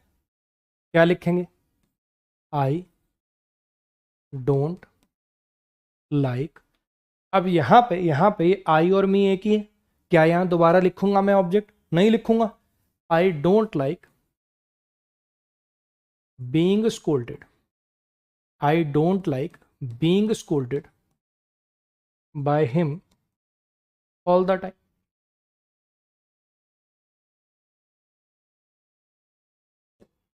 आप बाय हिम को इधर भी लिख सकते हो, आई don't like being scolded all the time by him. दोनों में से जैसे आपको ठीक लगे, मुझे नहीं लगता है कि इसके बेस पे कभी कोई सवाल बन पाएगा।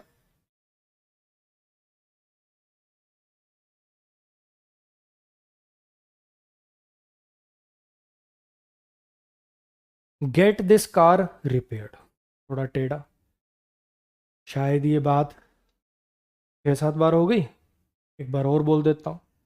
आज की ये जो क्लास है मेरे भाई, ये बहुत भारी क्लास है। क्यों?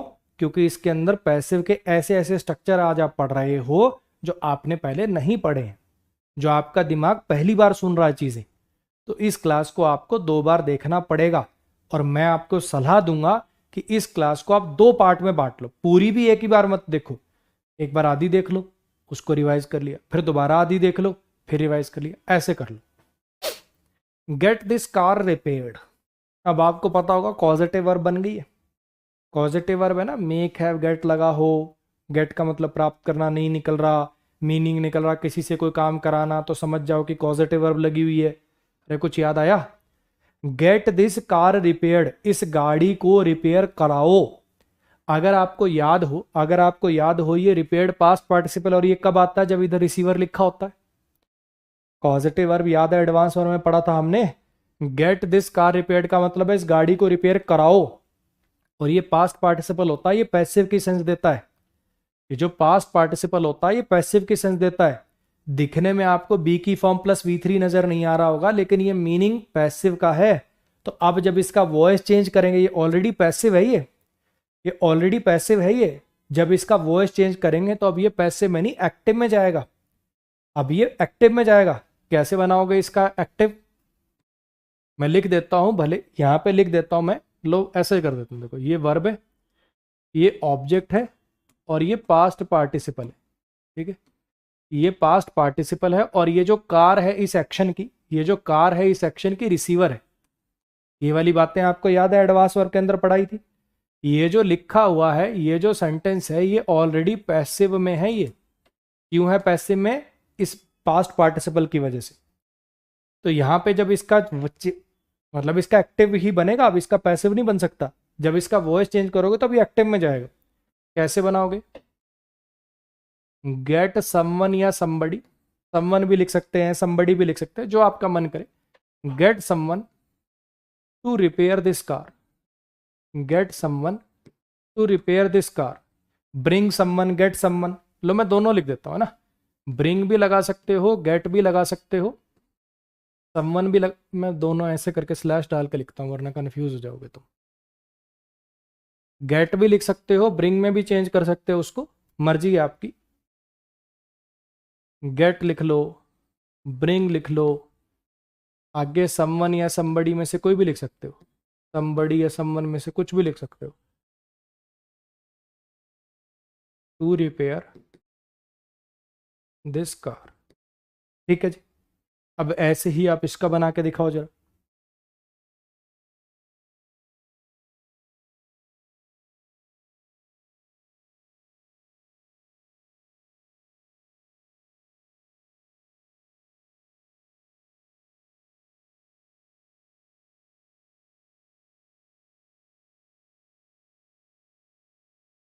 हैव दिस सोफा क्लीन्ड, इस सोफा को साफ करो, ये सेंटेंस का मतलब है।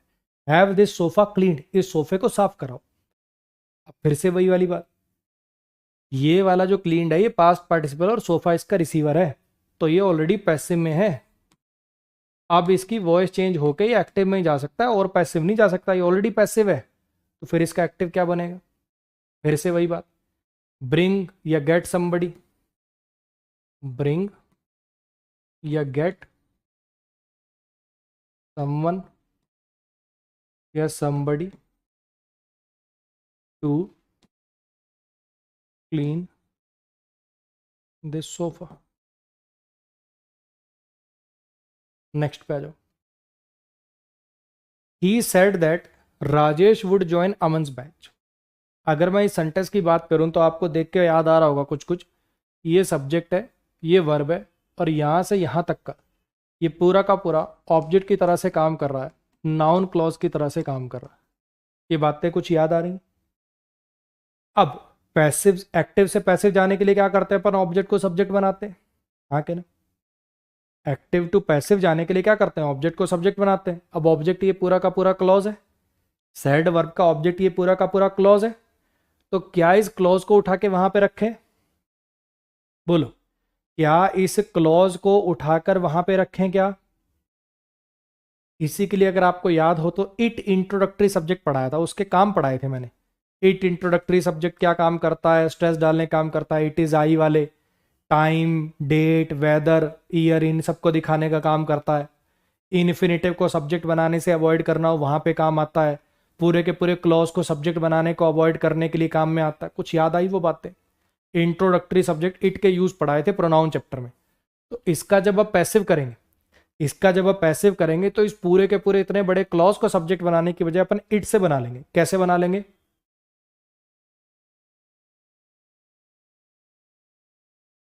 It was said by him that. अब आगे जब इधर भी पैसिव पॉसिबल हो पाता तो कर देते हैं। ऐसा नहीं है कि एक ही, अगर दोनों वर्ब का पैसिव करना पॉसिबल हो तो कर देते हैं। It was said by him that Aman's batch would be joined by Rajesh. मेरी बात समझना, अगर दोनों वर्ब का पैसिव करना पॉसिबल है कि सेड का वॉज सेड कर दिया, अगर इधर भी पैसिव करना पॉसिबल है तो करेंगे। अगर बाय चांस ऑप्शन नहीं है, अगर ऑप्शन ही नहीं है ऐसा कोई, फिर भले ही एज इट इज छोड़ने वाला मार्क कर देंगे। अदरवाइज अगर पॉसिबल है तो अपन करेंगे। It was said by him that Aman's batch would be joined by Rajesh. आई मेरी बात समझ में? अब इसके बेस पे ये वाला बना के दिखाओ जरा।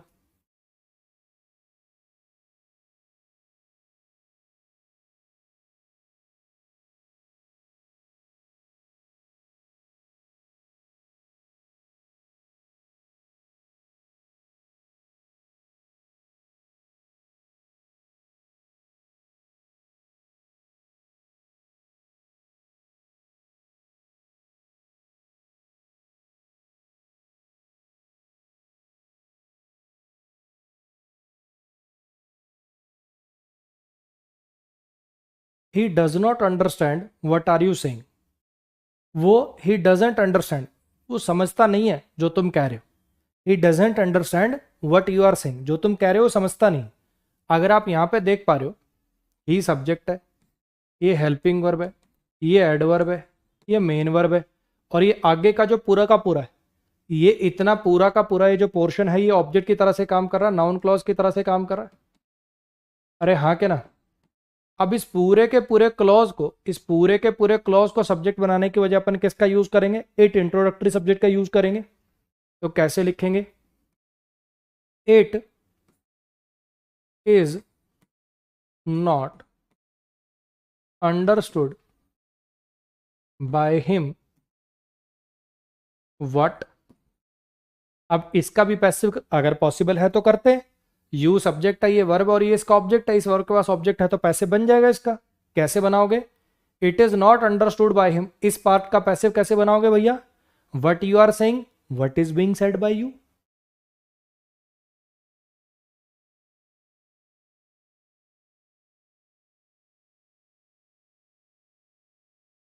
बोलो जी, क्लियर हो गया? नेक्स्ट पे आओ। They expect to win the match. कि वो एक्सपेक्ट कर रहे हैं कि मैच जीत जाएंगे। They expect to win the match. अब अगर मैं इस सेंटेंस की बात करूं, सब्जेक्ट है, वर्ब है, ये ऑब्जेक्ट है, और ये है ऑब्जेक्ट ऑफ इन्फिनिटिव। ऐसा ही है, हाँ के ना? अब अगर आप देख पा रहे हो तो इस वर्ब के पास भी ऑब्जेक्ट है और इस इन्फिनिटिव के पास भी ऑब्जेक्ट है। आगे ना, वही लेट वाले नहीं थे, let him Singh a song, है ना। कुछ वैसी सिचुएशन क्रिएट होगी कि इसके पास भी ऑब्जेक्ट है और इसके पास भी अपना ऑब्जेक्ट है, यानी दो पैसे पॉसिबल हो जाएंगे, एक बार इसका और एक बार इसका। एक बार आप अपने आप ट्राई करोगे, एक बार आप अपने आप ट्राई करोगे क्या, बना के दिखाना जरा, कैसे बनाओगे।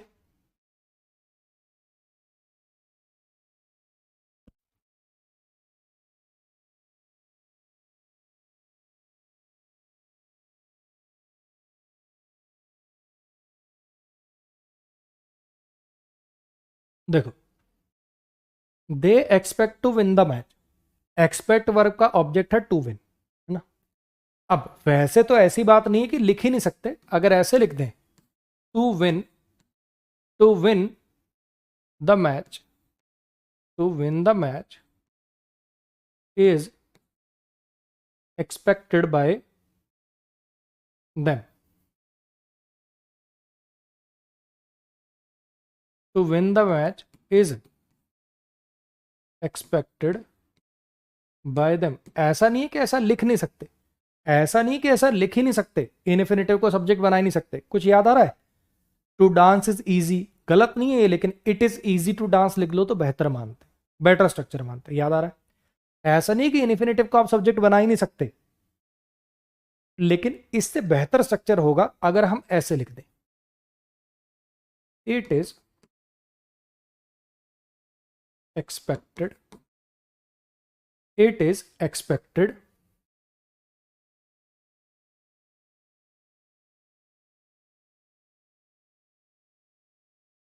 by them to win the match।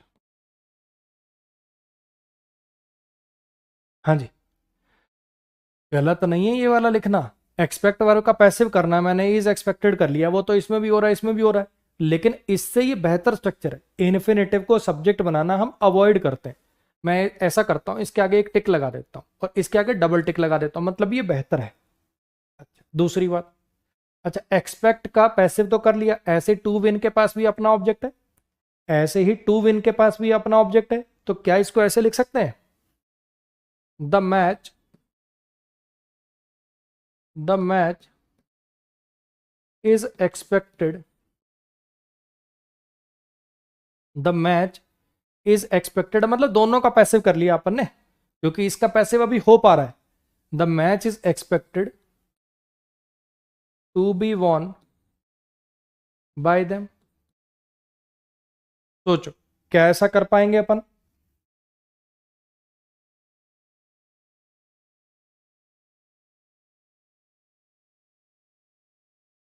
हाँ जी, क्या ऐसा कर पाएंगे, चल जाएगा बच्चे, लेकिन सबसे बढ़िया इसके अंदर ऑप्शन ही है। ऐसा मैं क्यों कह रहा हूं, मेरी बात ध्यान से सुनना, काफी बच्चे सोचेंगे सर इसमें दोनों का पैसिव हो गया, ये बेटर होना चाहिए।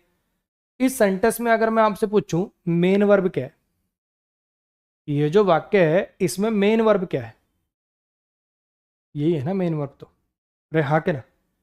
तो जब आप एक्टिव टू पैसिव जाते हो, मैंने मान लिया कि इन्फिनेटिव के भी पैसिव बनते हैं, लेकिन अगर दोनों में से ऑप्शन करना हो, अगर दोनों में से ऑप्शन आपको देना हो कि एक में तो मेन वर्ब का पैसिव करके लिख रखा है, एक में तो मेन वर्ब का पैसिव करके लिख रखा है, और मतलब मेन वर्ब के पैसिव से जो ऑब्जेक्ट बनना था उसको सब्जेक्ट बनाया, यानी इस इन्फिनेटिव की जगह पे इट लगाया, और दूसरा जो इन्फिनेटिव का ऑब्जेक्ट था उसको सब्जेक्ट बनाया। देख पा रहे हो मेरी बात, इधर देखो मैं क्या बोल रहा हूं, मैं कह रहा हूं कि ये वाले वाक्य में ये जो इट है ये किसके लिए आया है, ये टू विन के लिए तो आया है। मेन वर्ब के ऑब्जेक्ट को सब्जेक्ट बनाने वाला पैसिव प्रेफर करें कि इन्फिनिटिव में जो ऑब्जेक्ट था उसको सब्जेक्ट बनाने वाला पैसिव प्रेफर करें। मैं ये नहीं कह रहा कि ये चलेगा नहीं, चल जाएगा ये, इसलिए मैंने टिक लगा दिया है, इसलिए मैंने टिक लगा दिया, लेकिन अगर ये दोनों ऑप्शन में हो तो आप इस वाले को प्रेफर कर लेना। आई मेरी बात समझ में, सेम ऐसे ही, सेम ऐसे ही अब इसके बना के दिखा दो जरा।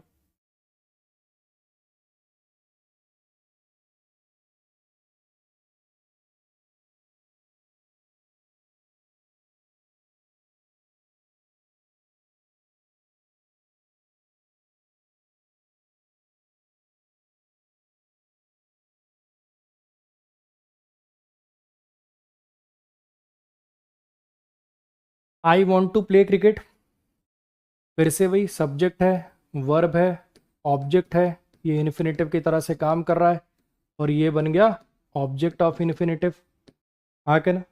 अब इसका पैसिव क्या ऐसे बना ले, to play cricket, to play cricket is wanted by मी।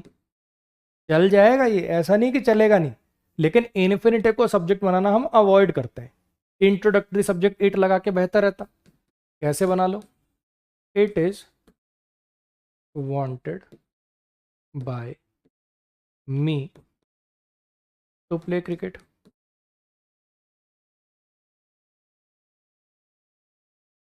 ठीक है, अब फिर वही बात, क्या इसको ऐसे लिख लें अपन, क्रिकेट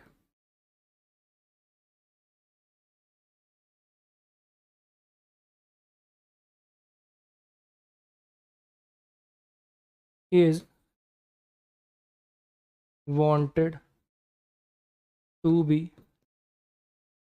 played by me। चल जाएगा बच्चे, लेकिन दोनों में से ये बेहतर है। ठीक है, ये चल जाएगा, मैं ऐसा नहीं कर रहा कि बिल्कुल चल ही नहीं सकता, ये बेहतर है। क्यों बेहतर है जरूर समझना फिर से। ये जो इट मैंने लगाया, ये लगाया टू प्ले के लिए। मेन वर्ब का जो ऑब्जेक्ट होता है उसको सब्जेक्ट बनाने वाला प्रेफर करूं, कि एक इन्फिनेटिव का जो ऑब्जेक्ट है उसको सब्जेक्ट बनाने वाला पैसे प्रेफर करूं। अगर दोनों मेरे पास ऑप्शन में हुए, अगर ऑप्शन में ये एक है फिर तो देखो चक्कर ही खत्म हो गया। ये ऑप्शन में हो ये लगा लेना, ये हो तो ये लगा लेना। दोनों आ जाए तो प्रेफर किसको करूं, तो इसको कर लेना। नेक्स्ट पा जाओ। अब डाई ट्रांजिटिव वर्ब आ रही है, अगर आप देख पा रहे हो तो सब्जेक्ट है, वर्ब है, ये इनडायरेक्ट ऑब्जेक्ट है, ये डायरेक्ट ऑब्जेक्ट है, और ये एडवर्ब है प्लेस वाला। अगर आपको याद हो तो मैंने आपको बताया था कि जो इनडायरेक्ट ऑब्जेक्ट मतलब अपने डाई ट्रांजिटिव वर्ब होती है उनको दो पैसिव हो जाते हैं, है ना। जो डाई ट्रांजिटिव वर्ब होती है उनके दो पैसिव हो जाते हैं। तो मुझे बताना जरा, इसमें दो पैसिव बनेंगे कि एक ही बनेगा, क्यों बनेगा, थोड़ा सोचो जरा एक बार, थोड़ा सोचो जरा एक बार।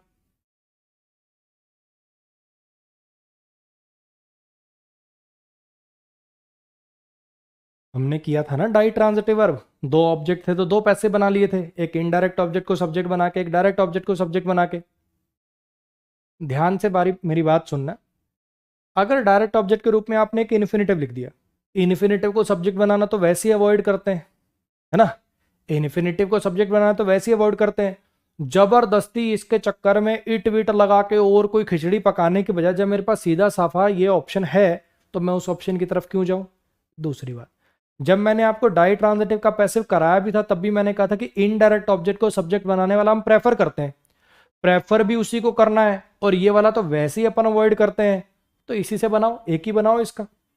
कैसे बनेगा, he was asked by us, he was asked by us to wait outside. अब ये जो बायस है ना बच्चे, जनरली तो आपने इसको एंड में देखा होगा, लेकिन जब इस टाइप के स्ट्रक्चर बनते हैं तो यहां पे लिख लिया करो इसको, लास्ट में लिखने की बजाय। ये जब थोड़ी सी रीडिंग करोगे तो आप समझ जाओगे कि बायस की पोजीशन कहां पे बेटर है।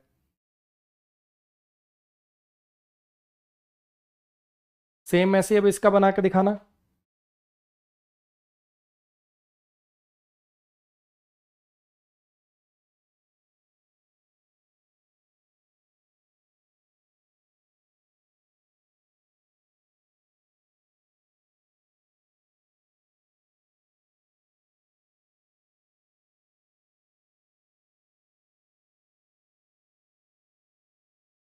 ही was ordered by them to go away. Next पर जाइए। शुगर टेस्ट स्वीट, शुगर जो होती है मीठी होती। अब आपको पता है कि ये टेस्ट यहाँ पर लिंकिंग वर्ब की तरह से काम कर रहा है ना? कायदे से तो इसका पैसिव होना ही नहीं चाहिए। लिंकिंग वर्ब है, कोई एक्शन थोड़ी हो रहा है, शुगर के बारे में कुछ बता रहे हो, है ना। लेकिन फिर वही बात, उधार की भाषा भाई साहब, उधार ली हुई है, अपनी मातृभाषा तो है नहीं, उधार की ली हुई है, तो जैसे वो कहेंगे वैसे मानना पड़ेगा, मजबूरी है। इसका पैसिव एक तरीके से हो सकता है, अगर आपको याद हो तो जब वर्ब चैप्टर में हमने पढ़ा था तो टेस्ट जो है लिंकिंग वर्ब भी हो सकती है, एक्शन वर्ब भी हो सकती है। राहुल टेस्टेड द केक, इसके अंदर ये एक्शन वर्ब है।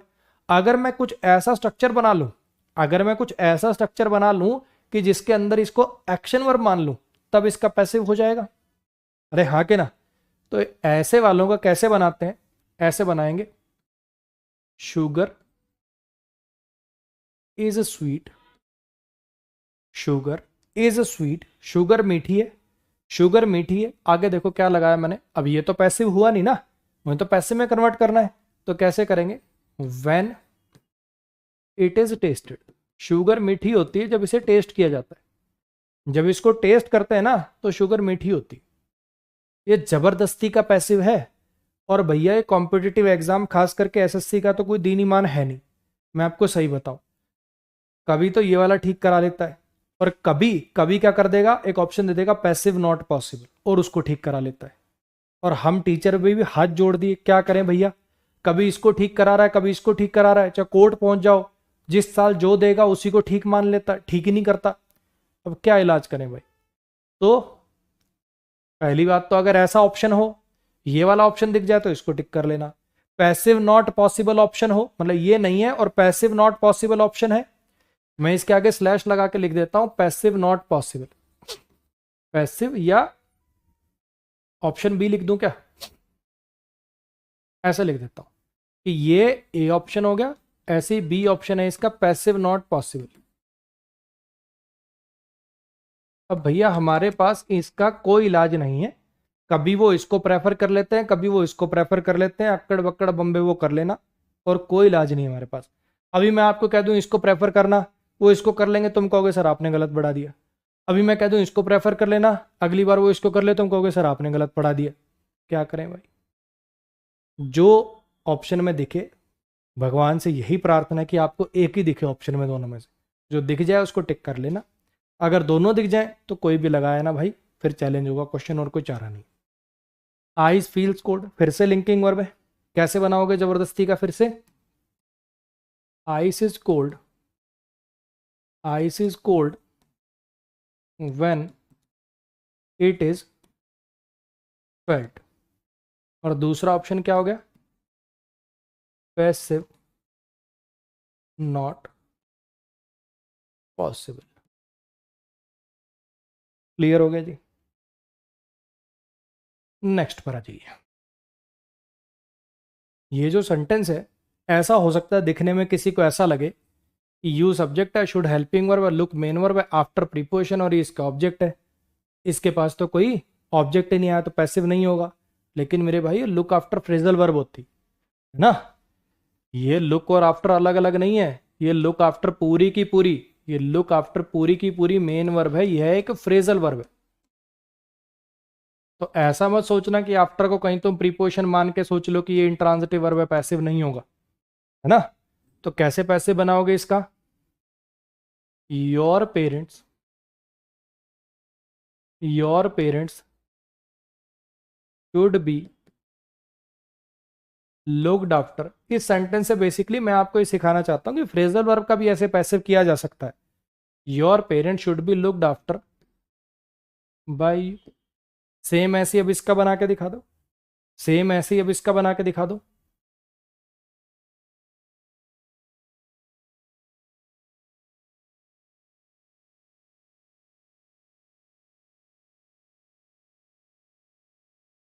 घबराओ मत, बस एक स्लाइड और रहेगी फिर छुट्टी हो जाएगी, ठीक है। मुझे पता है ये क्लास थोड़ी सी ज़्यादा बड़ी हो गई, इसको आप दो पार्ट में देख लेना, इस क्लास को आप दो पार्ट में देख लेना, ज़्यादा ठीक रहेगा।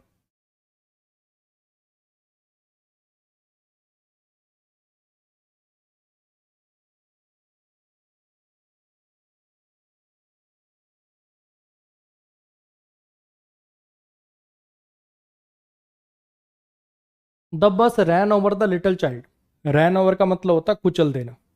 बस ने, एक बस ने कुचल दिया छोटे बच्चे को, ठीक है। कैसे बनाएंगे, the little child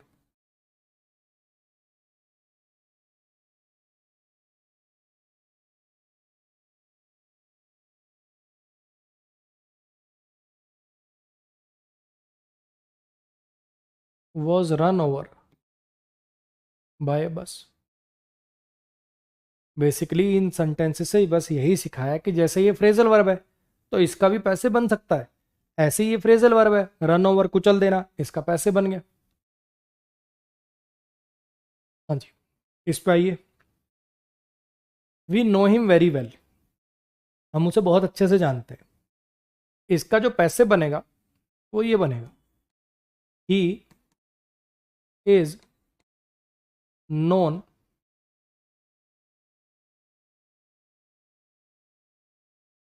very well to us. By us नहीं, यहां पे अपन लगाएंगे टू अस। आप टू अस को पहले भी लिख सकते हो, he is known to us very well, है ना। He is known very well to us या टू अस, दोनों में से आपको जैसे इस पे एरर नहीं आएगा। मेन बात इसके अंदर टू और बाय वाली, मेन बात इसके अंदर, लो मैं इसको बाद में लिख देता हूं, एडवर्ब मैनर बाद में लगा लो। अबे he is known to us very well, ऐसा कर लो, ठीक है। हालांकि इसमें कोई गलती नहीं है, he is known very well to us और he is known to us very well. मैं ये कहना चाहता हूं कि यहाँ पर टू आएगा, बाय नहीं आएगा। अब ये वाली बात का क्या लॉजिक है, इस बात का लॉजिक ये कि नो के साथ टू प्रीपोजिशन आती है ना कि बाय। नो के साथ टू प्रीपोजिशन आती है ना कि bye.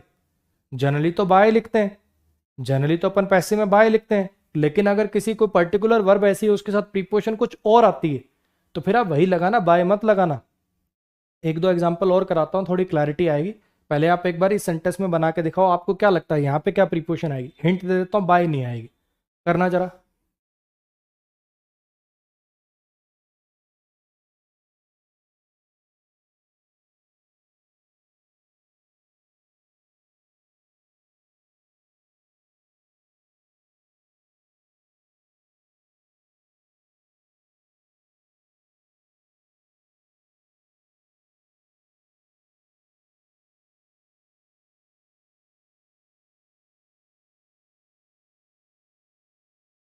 This activity does not interest me.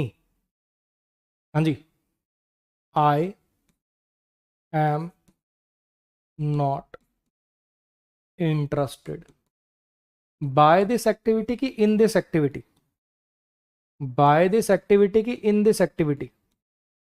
हाँ मेरे भाई, पता है ना, interested in, I mean not interested in this, I am interested in this. तो अगर कोई वर्ब ऐसी है जिसके साथ आपको पता है कि कोई और प्रीपोजिशन आती है तो ऐसी को पत्थर के लिए गिरनी कि हर बार बाई लगानी। 99% सेंटेंस में बाई आती है, लेकिन अगर कोई वर्ब ऐसी है उसके साथ कोई और प्रीपोजिशन आती है तो फिर वो लगानी। जैसे राज मैरिड शालिनी लिखा हुआ है, तो यहाँ पे जब इसका मान लो पैसे बनाओगे आप तो क्या लिखोगे, Shalini, Shalini is married by Raj की married to Raj, Shalini is married by Raj की इज मैरिड टू राज। हाँ जी, इसका जो मतलब इसके पीछे की जो लॉजिकल एक्सप्लेनेशन है, इसके पीछे की जो एक्सप्लेनेशन है थोड़ी सी आपको बताने की कोशिश करता हूं। अगर आप में से मैक्सिमम लोग बचा पाए तो अच्छी बात है। बेसिकली बात क्या है, वी नो हिम, हम उसे जानते हैं अच्छे से, हम उसे जानते हैं अच्छे से। तो है क्या चीज ना, इसको सही मायने में, सही मायने में ये कोई पैसिव नहीं, सच अगर आपको बात बोलूं तो ये कोई पैसिव नहीं, ये बेसिकली लिंकिंग वर्ब प्लस में एडजेक्टिव का स्ट्रक्चर है। He is known to us, he is known to us मतलब बेसिकली हम उसे जान, मतलब क्या बोलूं, he is known to us की बेसिकली हमारा परिचय है उससे। आप एक फैक्ट बता रहे होते हो। ऐसी this activity does not interest me, I am not interested in this activity, मैं इंटरेस्टेड नहीं हूं इस एक्टिविटी में, इसमें कोई एक्शन नहीं हो रहा। अगर मैं आपको रियलिटी बात बताऊं तो कायदे से ये पैसिव नहीं है, ये linking verb plus adjective, linking verb plus adjective के स्ट्रक्चर है। यहां तो बिल्कुल ही चीख चीख के आपको समझ में आ जाएगा। राज मैरिड शालिनी, राज ने शालिनी से शादी करी, ये तो एक्टिव है, इसमें तो राज ने कोई एक्शन किया। लेकिन यहां पे जब इसको आपने लिखा शालिनी इज मैरिड टू राज, तो अब इसका मतलब है कि शालिनी की शादी हुई है राज से, ये लिंकिंग वर्ब और ये एडजेक्टिव। तो आप कह सकते हो, समझने के लिए आप समझ सकते हो कि ये वाला जो बाय प्रीपोजिशन ना लगने वाला फंडा होता है, ये जो बाय प्रीपोजिशन ना लगने वाला जो फंडा होता है, कोई और प्रीपोजिशन आने वाला जो फंडा आपको नजर आता है, ये अक्सर तब होता है जब हम लिख तो रहे हैं बी की फॉर्म प्लस V3, लेकिन कायदे से वो लिंकिंग वर्ब प्लस में पास्ट पार्टिसिपल होता है। ठीक है, समझ में आ जाए अगर ये बात आपको पच रही है, अच्छी बात, नहीं तो फिर ऐसे सीधा याद करना पड़ेगा। एक सेंटेंस से आपको और ये बात समझाने की कोशिश करता हूं। इधर देखो, अगर मैं लिखूं हिज बिहेवियर, या पहले ऐसे लिखता हूं, ही सरप्राइज्ड अस। ठीक है, उसने हमें हैरान कर दिया, तो इसका पैसिव क्या बनेगा? We were surprised by him. इसमें तो कोई दिक्कत नहीं, उसने हमें हैरान कर दिया, हम हैरान कर दिए गए उसके द्वारा। लेकिन अगर इस सेंटेंस में मैं ऐसे लिख दूं, हिज बिहेवियर सरप्राइज्ड अस, उसके बिहेवियर ने हमें हैरान कर दिया, तो पता है इसके पैसिव में आप ऐसा लिख सकते हो, वी वर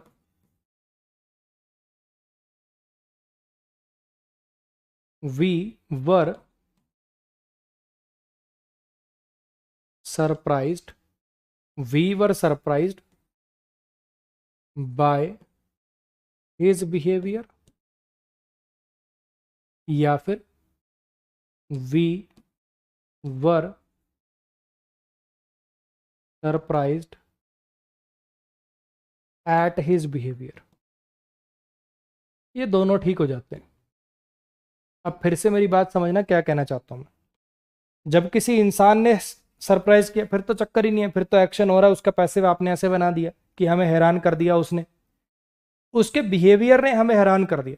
अब जब आप इसका पैसिव बनाओगे, उसका जब पैसिव बनाओगे तो क्या हो सकता है, हमें हैरान कर दिया गया उसके बिहेवियर के द्वारा, या हम हैरान थे उसके बिहेवियर पे, हम हैरान थे उसके बिहेवियर पे। ये कायदे से कोई पैसिव नहीं है, ये लिंकिंग वर्ब प्लस एडजेक्टिव का स्ट्रक्चर है, इसलिए यहां पे देखो बाय ने इस बार एट यूज किया।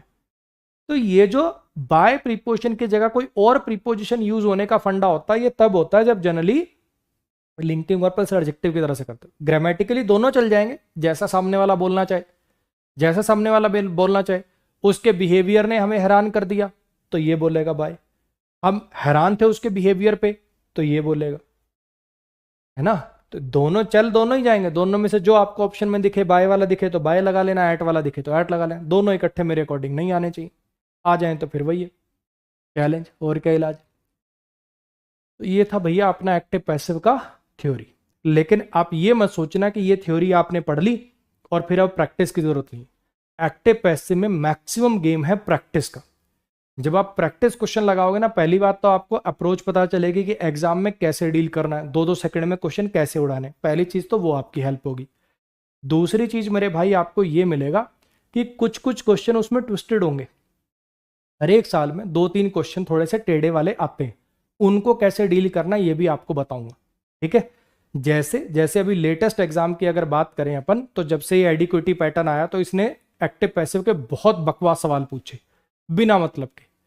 तो पहले ही अगर वो कराने लग जाऊंगा तो आप डिमोरलाइज हो जाओगे। तो पहले जो पिछले सालों में आए, 2024 में आए, 2023 में आए, 2022 में आए, ऐसे सवाल कराता हूं मैं आपको। होंगे सारे प्रीवियस ईयर, ऐसा नहीं है मत सोचना है सर ने आसान आसान बना ली, सारे प्रीवियस ईयर ही कराऊंगा, आप बढ़िया से बढ़िया कराऊंगा। फिर आप उधर पहुंचोगे तो आप कॉन्फिडेंस एक लेके जाओगे, फिर आपको वो भी डूएबल लगेगा। ठीक है, तो इसके साथ थ्योरी पार्ट खत्म होता है। नेक्स्ट पार्ट में अपन प्रैक्टिस शुरू करेंगे प्रीवियस ईयर वॉइस के क्वेश्चंस की। ठीक है, आज के लिए गुड नाइट, मिलेंगे अगली क्लास में।